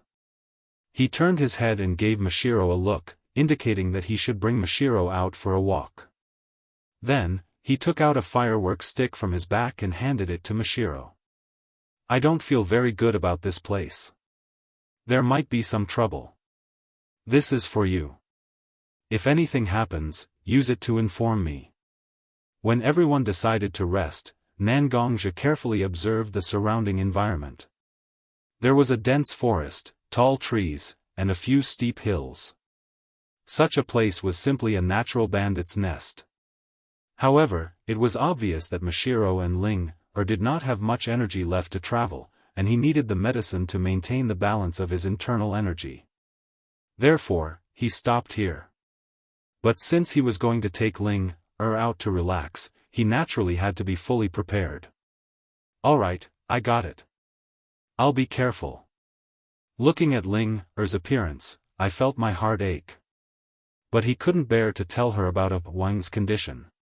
He could only take it one step at a time. You can show her around. Nan Gongjia nodded and walked to Ling's side. He took Ling's hand and squatted beside her.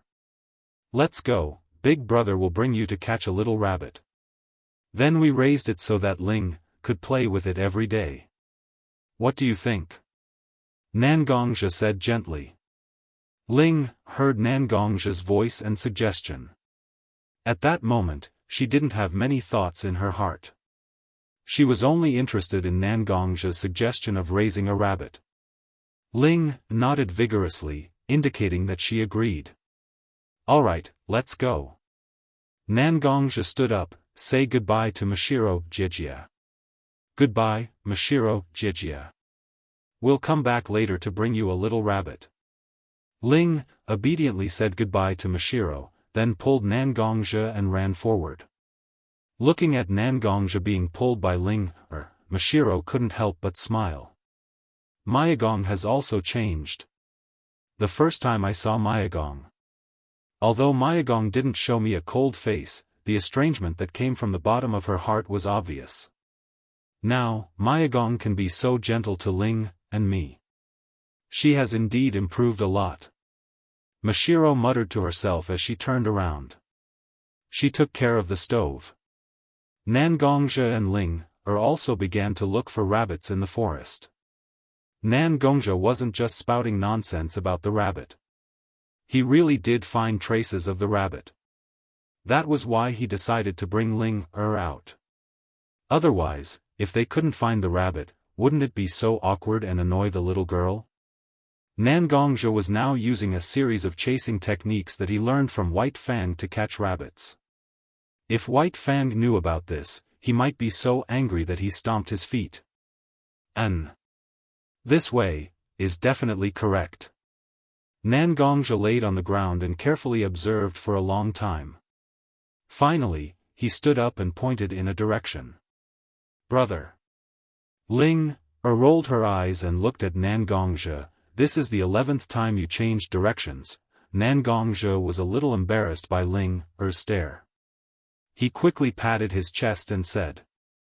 Don't worry, it's definitely correct this time. In less than 3 minutes, we will definitely find it. At this moment, the sound of animals stepping on the ground suddenly came from the surroundings.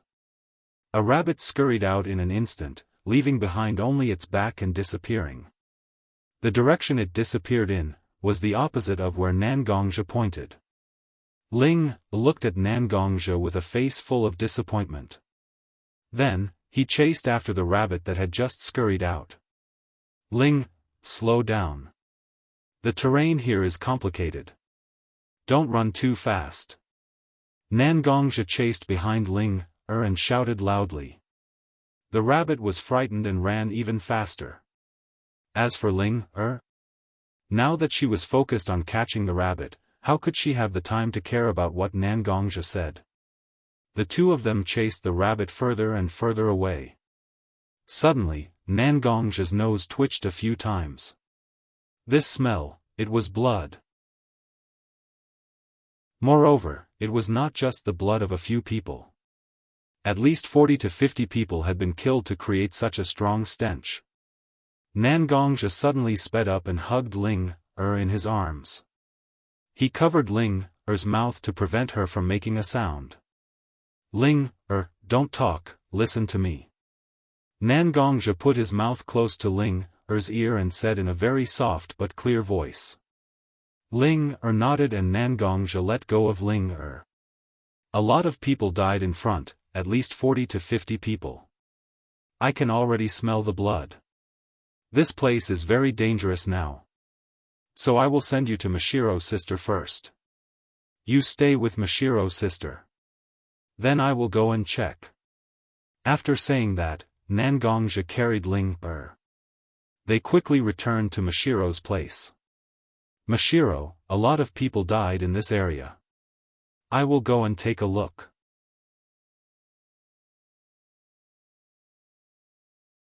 Chapter 54.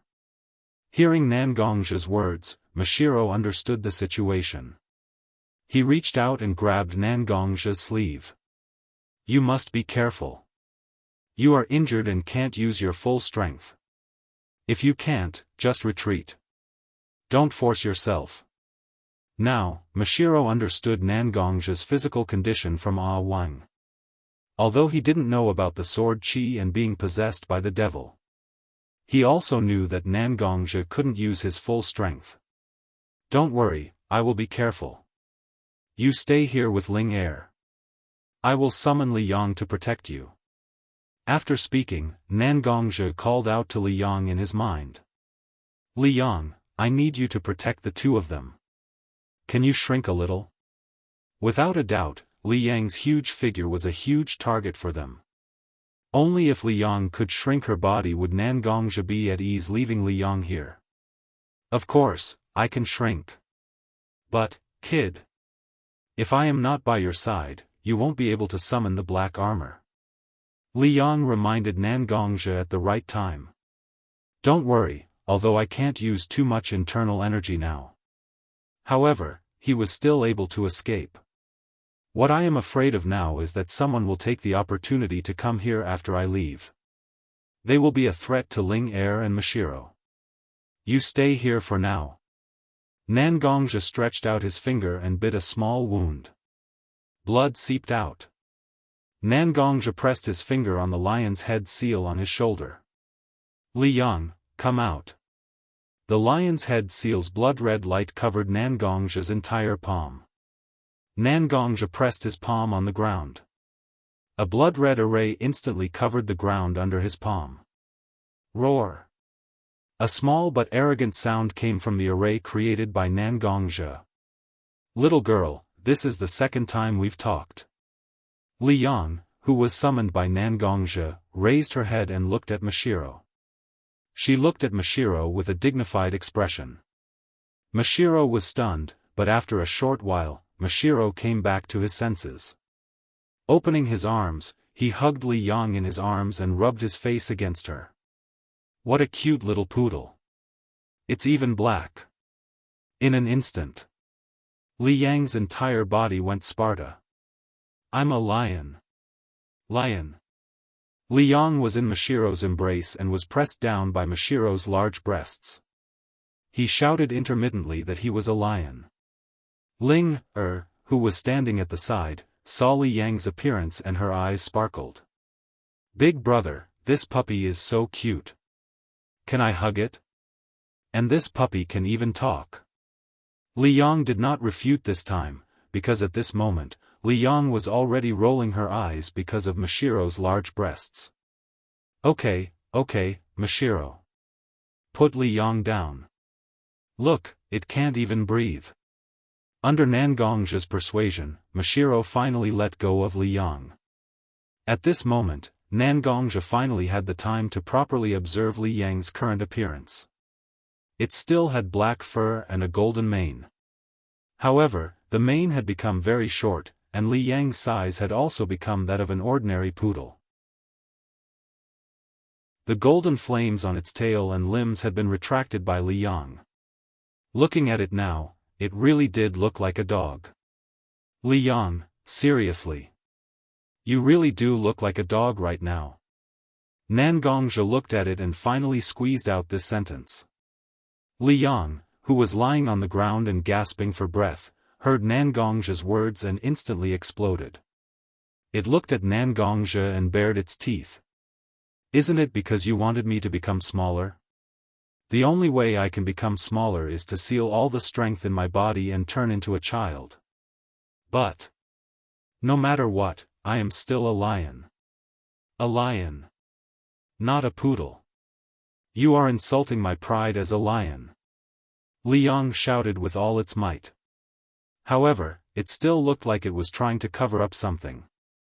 Nangongja did not want to continue this topic with Li Yang for too long. After all, there was still a matter that involved dozens of lives waiting for him to investigate. Therefore, he said to Mashiro, I'll leave Li Yang to you guys. He is my spiritual beast. Although he looks like this now, he is still very reliable. If anything happens, he will protect you guys. And I will be back. Hearing Nangongja's words, Mashiro nodded, indicating that it was fine. Therefore, Nangongja ran toward the source of the smell of blood. Of course, after a few steps, he heard Li Yang's scream. Nangongzhi did not care about this matter. Anyway, with Li Yang's current appearance, it would be strange if Mashiro and Ling let him go. Soon, Nangongzhi relied on his physical fitness and the light body technique he learned from Ah Wang to quickly find the source of the smell of blood. Nangongzhi stood on a wide branch, holding the trunk with his hand. Looking at the scene in front of him, he felt a little uncomfortable. After all, Nangongzhi was a person who had experienced the Shinobi World War. What kind of killing scene has he not seen? However, the scene in front of him was so bloody that it was hard to accept. On an open space of nearly 200 square meters. It was covered with broken arms and limbs. One by one, the severed arms and legs were placed in a pattern. It formed a huge formation. The body of a person who was cut into a stick was placed in the middle of the formation. It was like a jindo. Whether it was the severed arms and legs or the body of a stick, they were still very fresh and bleeding. The blood that was constantly flowing out gathered on the ground and flowed along the pattern of the severed arms and legs. It left a deep bloody mark on the ground. Nangongzhi finally understood why he smelled the strong smell of blood. This was deliberately done by the person who created this scene. They relied on the blood of these dead people to draw this formation. This formation. Why do I feel like I have seen it before? Nangongzhi suddenly felt that the formation he saw was somewhat familiar. It's similar to the cult totem that I saw in the cult extermination mission that I participated in. Nangongzhi suddenly remembered. When he was besieging the cult members were all fearless and rushed toward the wood-leaf ninjas who were besieging him. He kept shouting for the protection of the Lord Evil God, saying that he would definitely become immortal. Then, they threw themselves in front of a group of ninjas and desperately wanted to bite off a piece of flesh from the wood-leaf ninjas. Evil God cult? Nangongzhi muttered. Then, he jumped into the blood formation and walked to the center of the formation. This jindo wasn't a traditional jindo. Instead, it was a bit like a well, empty in the middle. Nangongzhi stood on the edge of the well and looked at the bottom of the hollow part. Chapter 55. In the center of the temple, a silver-haired boy was submerged in blood. The viscous blood had begun to turn black, and some of it had even condensed into blood clots, sticking to the boy's hair. This person doesn't look like one of the victims. Nangongzhi muttered in his heart. Because it was obvious that the people who died here were killed as materials for this evil cult formation. The boy submerged in blood obviously didn't have any physical injuries. Therefore, Nangongzhi slowly pulled out the black sword behind him. Nangongzhi also knew a little about the evil cult's crazy doctrine. If this terrible cult was resurrected, it would undoubtedly be an extremely bad thing for many people. Just as Nangongzhi raised the long sword in his hand and was ready to stab the boy. Ah! The silver-haired boy submerged in blood suddenly screamed, and his whole body jumped out of the blood pool. Finally, the black-clothed youth landed on the edge of Jingguan Temple amidst the rain of blood that splashed in all directions from Diandian's jump. At this moment, Nangongzhi finally saw the true face of the young man. This is simply not a face that a normal person should have. Black and white formed a strange but strangely beautiful graffiti. The boy's arms and legs exposed under his tattered clothes also turned black with white patterns. Ha ha ha. I did it. I did it. The boy laughed madly, and his eyes were filled with tears because of the laughter, mixed with the blood clots that slipped from his hair and crossed the boy's strange face. Evil God Sama really exists. From today on, I, Haiden Sama, am immortal. Ha ha ha. The silver-haired boy Haiden laughed wildly. In Nangongzhi's eyes, it was so sick. But at the same time, Nangongzhi also found a ninja forehead protector on Haiden's neck, which belonged to the land of Hot Water Ninja Village. You are a ninja from the land of hot water? You actually fell into the evil cult of the evil cult. you simply lost the face of the hot water ninja village. Nangongja pointed the tip of his sword at Haydn, and Haydn also got out of his crazy state. Looking at Nangongja in front of him, and the woodleaf ninja forehead protector inlaid on Nangongja's coat. Woodleaf ninja? Let me tell you, I, Master Fei Duan, am now an immortal superhuman who has been blessed by the evil god. You're not good enough. Looking at Haydn's arrogant face, Nangongja felt uncomfortable. It's not like I haven't killed anyone from the Cthulhuism Society. They all said that they were immortal, but in the end, didn't they all get their heads chopped off and become a pile of mud on the ground? Looking at Nangongja's cold and indifferent appearance, Fei Duan's heart instantly surged with anger. Haydn's ninja talent is not very high. When many of his friends have reached the realm of Chunin, Haydn is still wandering in the realm of Genin. Because Haydn's physique has been very bad since he was a child. Whether it is the amount of chakra or physical fitness, he is almost at the bottom of the list. Because of this, Haydn is often looked down upon. It is precisely for this reason that Haydn joined the evil cult without hesitation after he discovered the evil cult and understood its terrible doctrines, and even treated himself as a sacrifice to the so-called evil god Sama. How dare you? How dare you? Haydn lowered his head, and his whole face was distorted. His teeth clenched together tightly, and the place where his eyes were set was bleeding because of the excessive force. He raised his head fiercely, and his whole person roared, "How dare you look down on me? Those who look down on me want die." Looking at the suddenly crazy Haydn, although Nangongja seemed to be careless, he still put on a fighting posture, waiting for Haydn's attack. The land of hot water is a weak country. Originally, the land of hot water, which shone in the First Shinobi World War, has fallen to the point of third-rate shinobi village. But Nangongja still didn't look down on Haydn. Every shinobi village has one or two very dangerous moves or cards up their sleeves. Nangongja will never take this kind of thing lightly. Go to hell. At this moment, Haydn didn't have his terrible three-edged sickle. So he just grabbed a standard kunai and rushed forward to fight Nangongja. At first, Nangongja also held back a little. He was ready to test Haydn's strength. But slowly, Nangongja found something wrong. It's not that Haydn is strong, but that Haydn is too weak.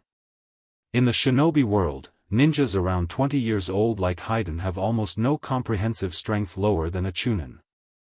Most of the ninjas who can be sent out to perform missions alone are chunin.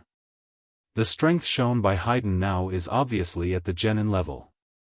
And since Haydn didn't use a wave of ninjutsu before the fight like ordinary ninjas, then it proves that Haydn's ninjutsu level is not good. A ninja with not good ninjutsu, ordinary taijutsu, unknown genjutsu, and not strong spiritual power. What kind of shinobi village would let such a ninja come out of the village and lose face? Nangongja looked at the sloppy flying Duan and really couldn't bring himself to fight. He increased the strength of his hands.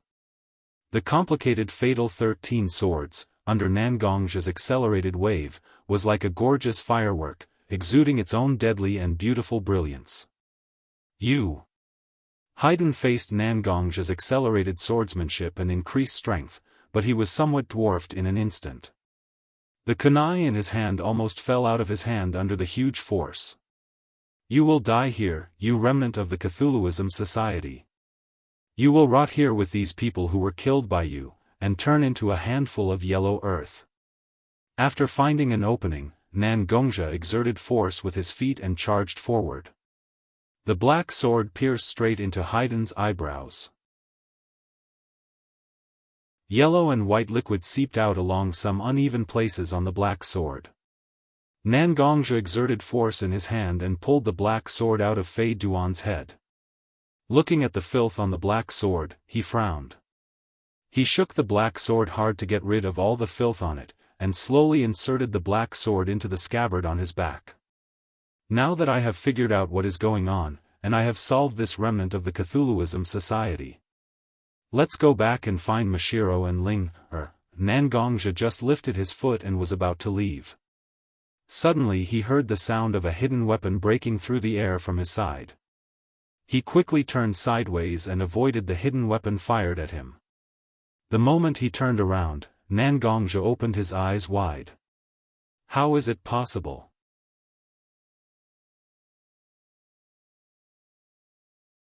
Chapter 56. He saw that Haydn, whose head was blown up by his sword, was standing behind him. The posture of his body showed that the shuriken just now must have been released by Haydn. You!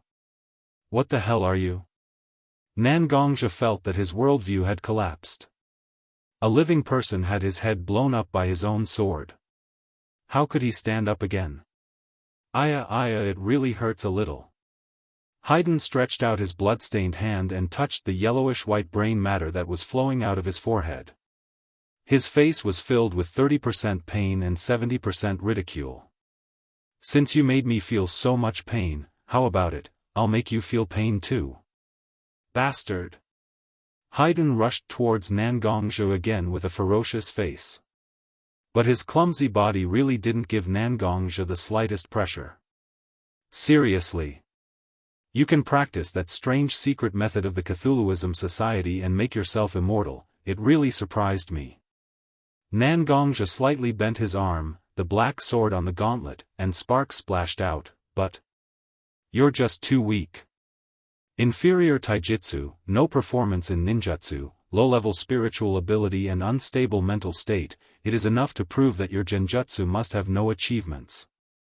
A ninja, whether it is ninjutsu, taijutsu, or genjutsu, they all have no achievements.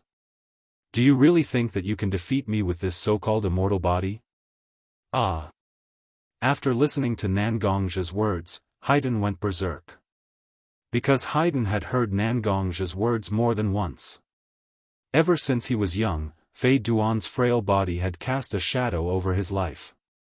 Even if he worked hard to become a ninja, he was still looked down upon and laughed at by others. Do you think that this kind of inhuman appearance is what I want? Haydn raised his withered and dark hands, and a few drops of blood tears oozed out of his eyes. Slowly, the blood tears left obvious traces on Haydn's dark face. I am a ninja of the country of hot water. Ninjas of this pathetic country that has forgotten the war. I have been working hard all my life to become someone who can once again establish the backbone of my country, let it prosper again, and be valued by the entire ninja world just like during the First World War. But I didn't do it. It's because of this frail body of mine that I no longer have the slightest chance to fulfill my wish. Is the Cthulhuism Society's item useful or not? I think you, the person who exterminated this religion, have the right to speak. However, I spent nearly 10 years researching it. Just because it gave me a faint glimmer of hope to realize my dream. Lord Cthulhu has blessed me. From now on, I will never die. I am the evil god. The evil god is me. I will turn those who look down on me into blood sacrifices for the evil god. Let each and every one of them get the ending they deserved. Become the source of my strength. The people on the ground are none other than the people from my village. I gave them a kind of poison that weakens their limbs and knocked them out. Then, one by one, they were turned into human sticks. Although their limbs were weak, but the pain was still there. They could only watch themselves being dismembered. They can only pray to God, let their blood run dry as soon as possible. So that they can fall into a coma or die, so that this kind of pain can be removed from their body. Listening to Fei Duan's narration, Nangongja's whole body trembled. Such a sick personality, isn't it determined by his childhood experience? Now the sickness and distortion is simply to the point of no return. You are really possessed. Compared to the phenomenon described by Wang to himself, Nangongja suddenly found that standing in front of him, this young man was full of flaws. Suddenly, he felt that a huge demon shadow shrouded Fei Duan's body. Demon? Ha ha ha. I like your adjective. From now on, I, Fei Duan, am a demon, a living evil god. I want the whole world to tremble for me. The late-stage Chunibu patient, Fei Duan, is officially online. This person is incurable. Nangongzhi instantly understood that Fei Duan could no longer be changed by words. The only way to stop this demon was to kill him. Nangongzhi didn't try to speak anymore, but only exerted force on his feet. The black sword danced in Nangongzhi's hands. That's right. That's it, that's it. The black sword constantly attacked Fei Duan, although Fei Duan tried his best to dodge Nangongzhi's attacks. But he still couldn't completely force him away. The black sword left marks on Fei Duan's body. Blood kept flowing out from Fei Duan's body. As the battle progressed, Fei Duan's face became pale because of the lack of blood. Even the strength of his hands weakened a lot. Sure enough, Nangongzhi finally understood how to defeat Fei Duan. Indeed, Fei Duan's ability was very troublesome. No matter how disdainful his strength was, his undying ability was very troublesome. Break your limbs. Nangongzhi's swordsmanship suddenly became sharp, and his body became hazy. His body swayed and flashed past Fei Duan. He swung his sword continuously, and the limbs that were broken were naturally the limbs that Nangongzhi spoke of. Without the support of his limbs, Fei Duan fell to the ground and became a standard dog eating shit, indeed. Your undying ability is very difficult to deal with. But, it's only limited to being difficult to deal with. Nangongzhi held the black sword in his hand, and drops of blood dripped down the black sword onto the ground. Slowly, Nangongzhi walked in front of Fei Duan. Although you don't die, you can't heal instantly. All your wounds will recover at the speed of a normal person. At this time, Nangongzhi also used the tip of his sword to point at the wounds that he made on Fei Duan's body. So, if I cut off your limbs, can you still move? Moreover, your body doesn't seem to be able to adapt to the loss of blood. When you lose too much blood, your face will become pale, your hands will become weak, and your reflexes will decrease. So, cutting off your limbs can also make you lose a lot of blood. Look at the people around you. Since you can turn them into rods one by one and let them slowly wait for death, then you should also have a taste of what it feels like. Then, Nangongzhi cut off Fei Duan's head. After all, since Fei Duan didn't die even with a hole in his head, wouldn't it be better to cut off his head and let Fei Duan experience the helplessness of the people he killed? It seemed that Nangongzhi's bad taste was awakening.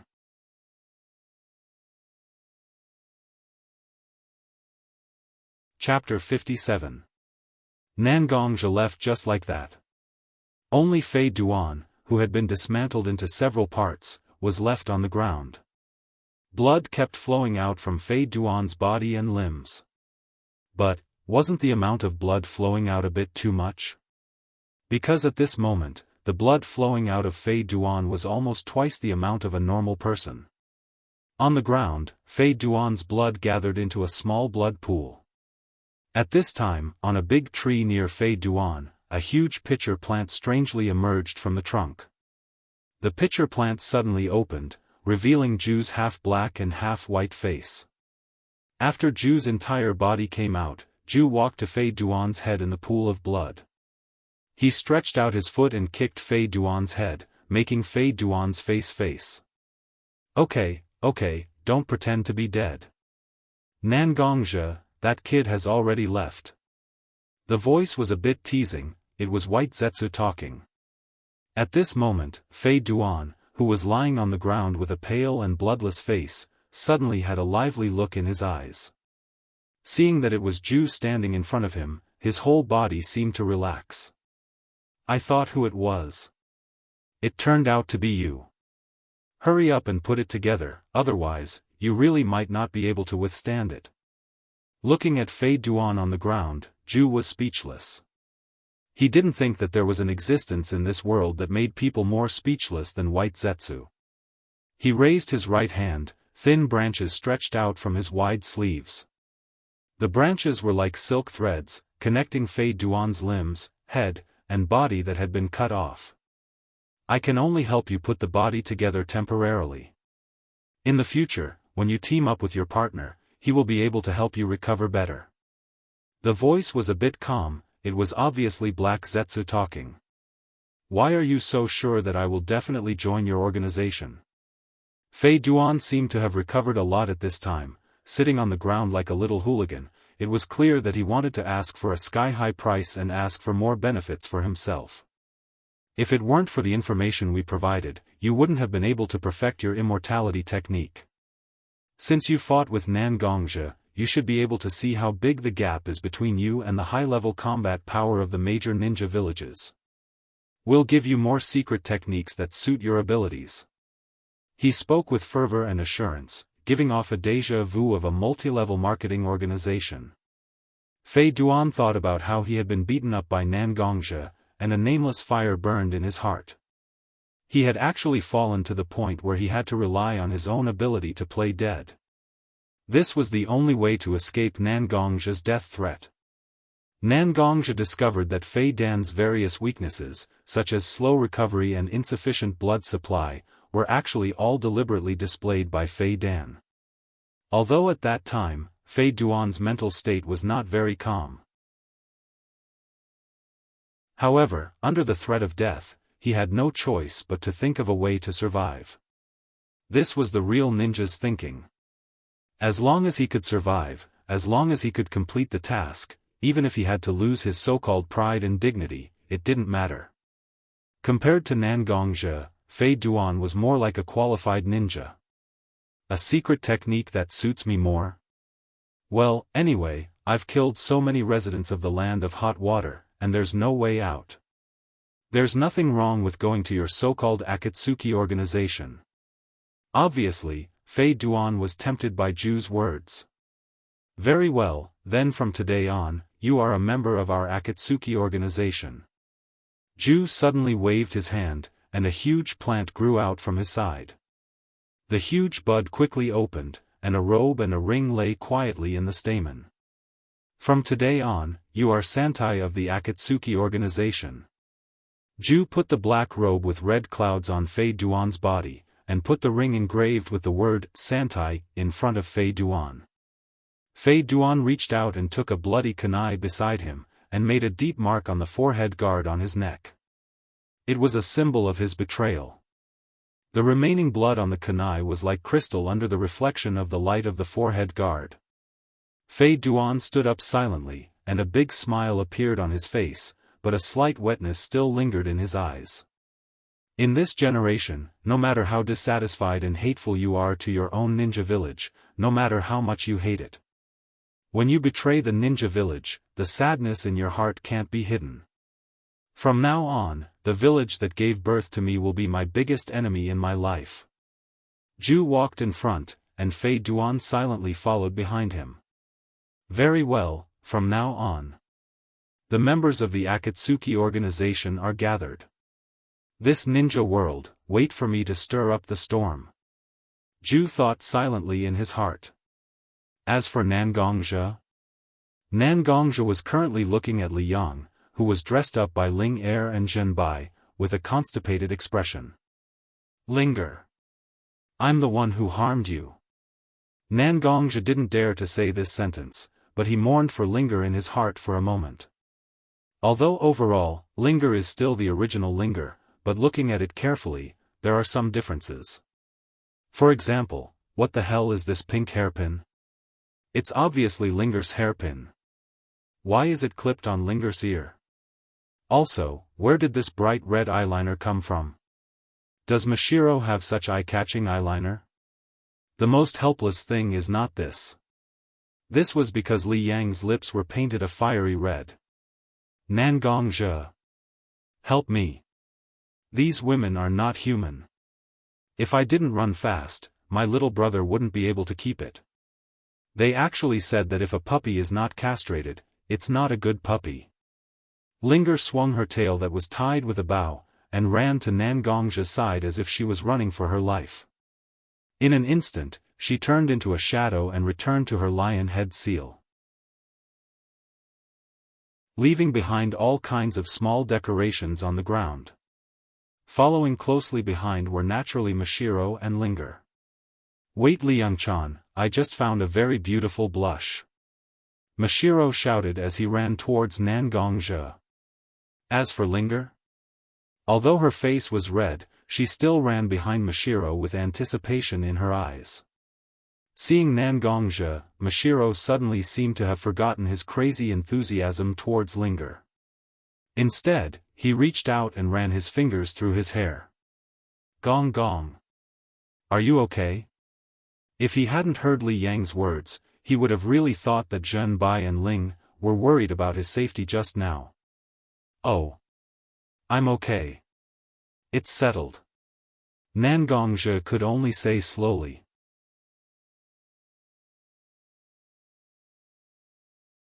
Chapter 58. What did you guys do to Li Yang? Nangongzhe wanted to talk about Li Yang's appearance, but he was interrupted by Mashiro before he could finish his sentence. "Listen to me, Miyagi. We were bored waiting for you, so we found a lot of wild vegetables. Since you said that there is no danger, why don't we make a pot of soup?" Mashiro said as she grabbed Nangongzhe's arm. She pulled Nangongzhe to where she was just now. There was no other way. Mashiro obviously didn't want to talk to him about abusing Li Yang, so Nangongzhe could only ignore Li Yang's wailing. He followed Mashiro to his own campsite.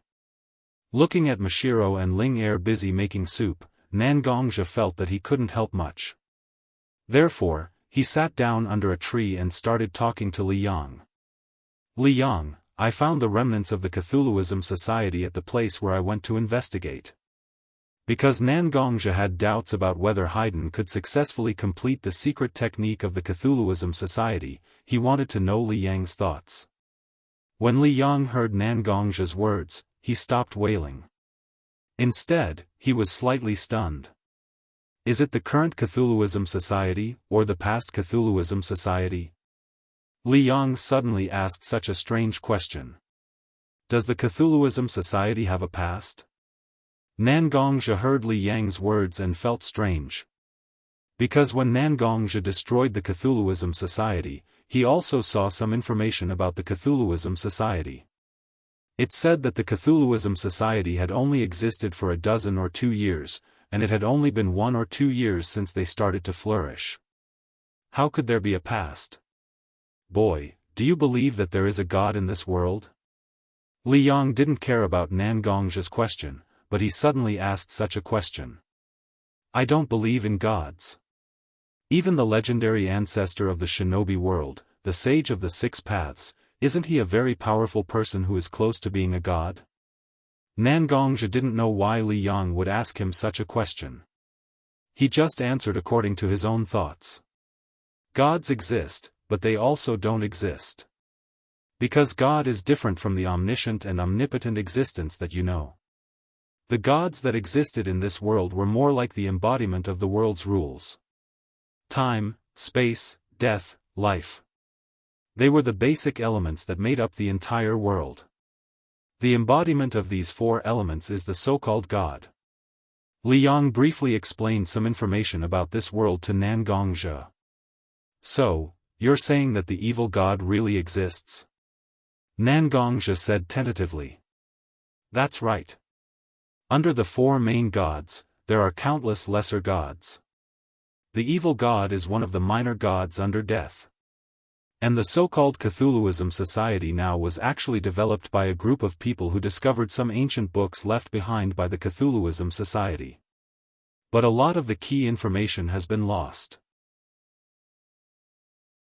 So, the so-called Cthulhuism Society that you annihilated was just a group of pitiful people who became a group of fanatics under the name of the Cthulhuism Society."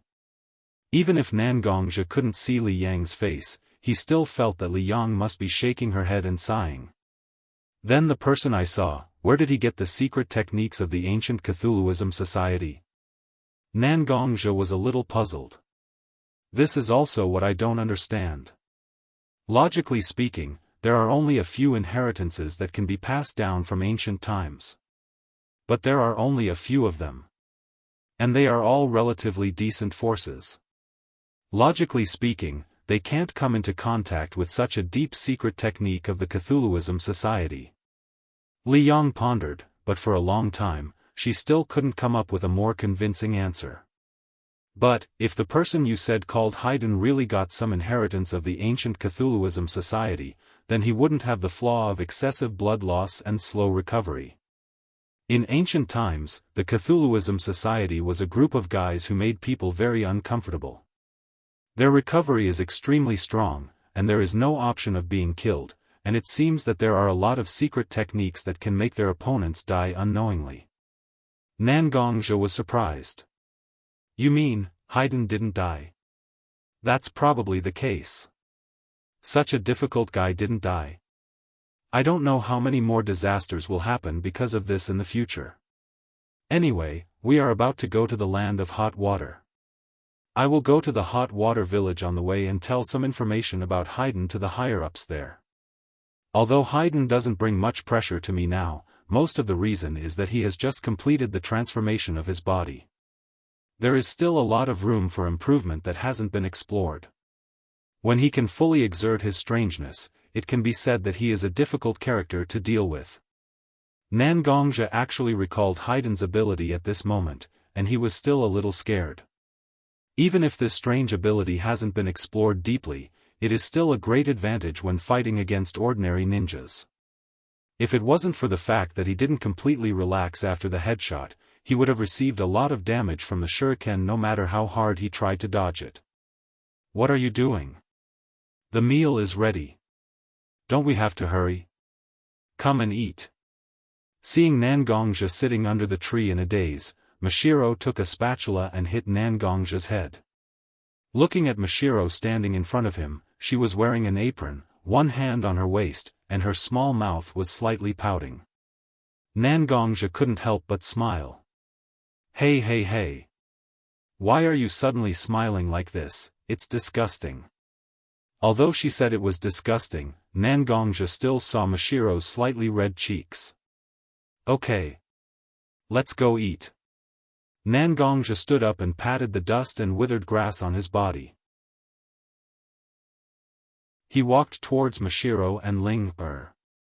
Wow! This smell smells so good. As expected of Mashiro, even some wild vegetables can be so delicious. Listening to Nan Gongzhi's compliment, Mashiro's small head was raised high, and she nodded, indicating that Nan Gongzhi was right. At this time, Ling pulled Nan Gongzhi's sleeve. She handed over Nan Gongzhi's internal energy soup. Brother, here's your medicine. Ling blinked her small eyes and looked at Nan Gongzhi. She clearly wanted Nan Gongzhi to praise her, which was really cute. Ling is also very powerful. Nan Gongzhi patted Ling Er's head. Ling was like a little kitten, slightly squinting her eyes, and her head slightly swayed along with Nan Gongzhi's palm. Then can I continue to play with the puppy? Ling suddenly said. Nan Gongzhi, oars.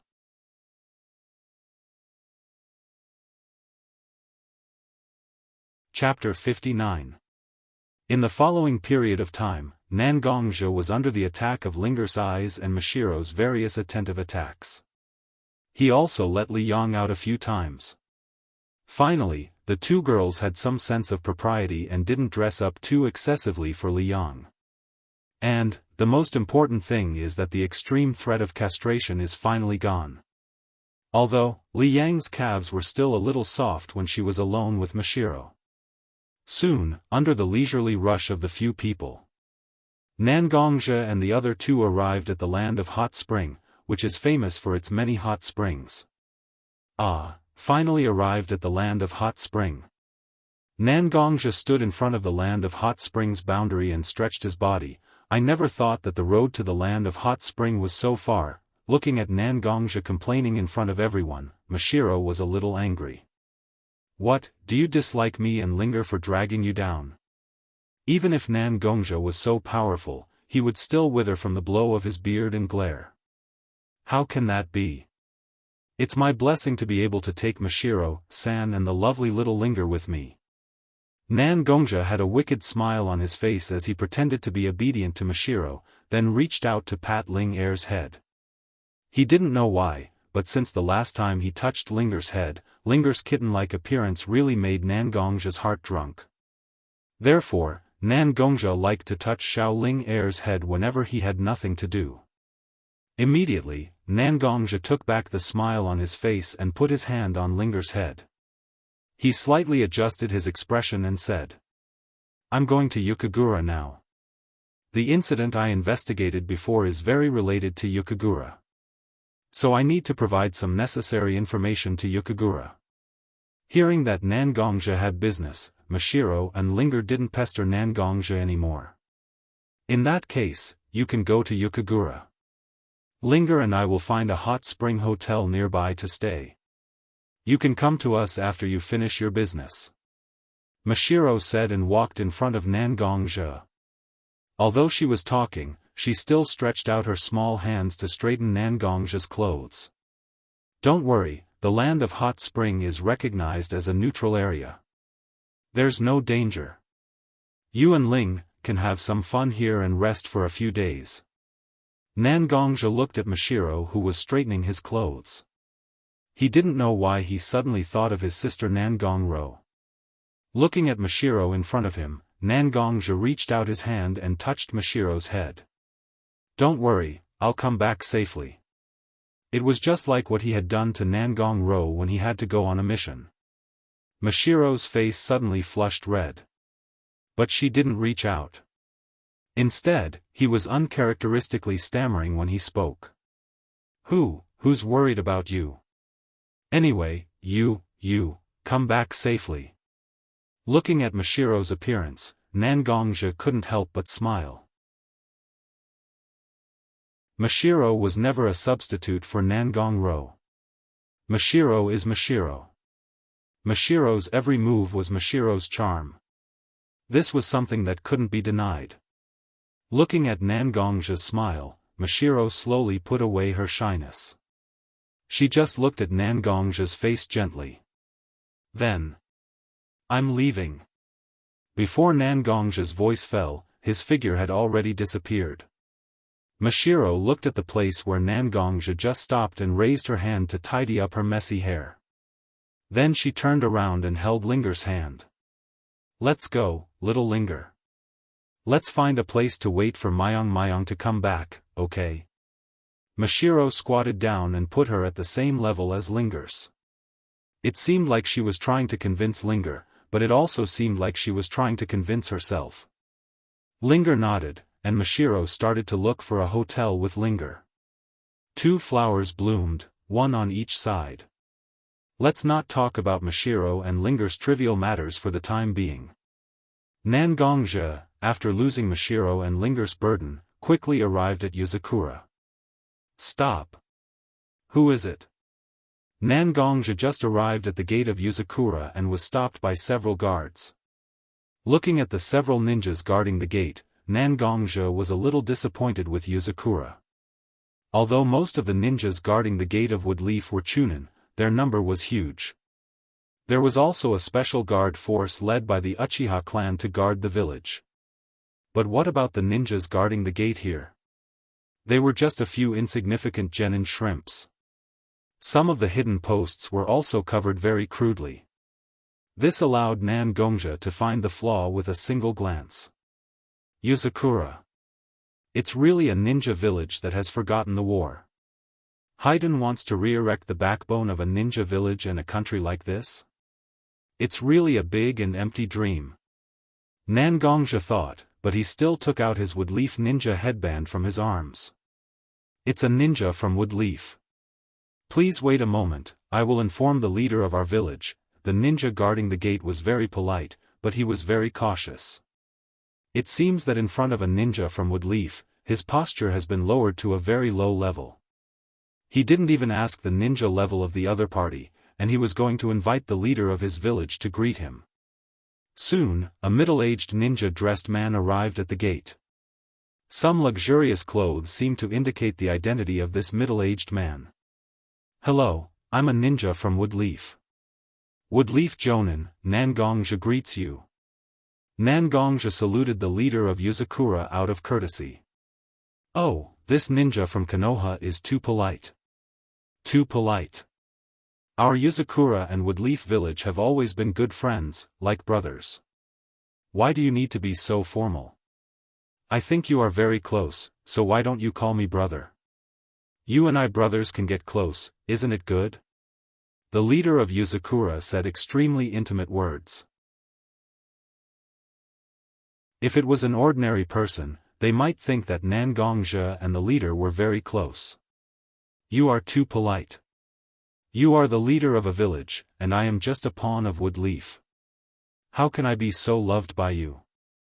Actually, I came here for a serious matter. On the way to Yuzakura, I found a bloody sacrifice of nearly 40 or 50 people's bodies, and the one who did it was a ninja from your village called Haiden. This person has clearly indicated that these 40 or 50 people are residents of your village, and he has expressed his decision to betray the village. I came here to explain it to you. Ah. This. The leader of Yuzakura was very panicked when he heard this news, and even his forehead squeezed out a lot of cold sweat.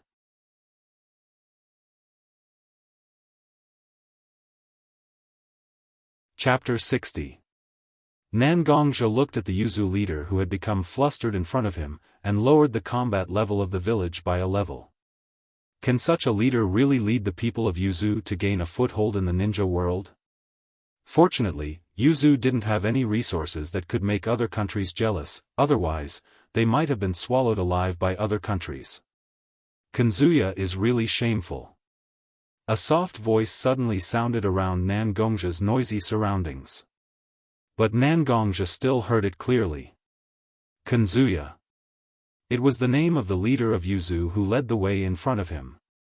Humph, just a businessman. I don't know what kind of despicable means he used, but he actually sat in the position of the leader of Yuzu.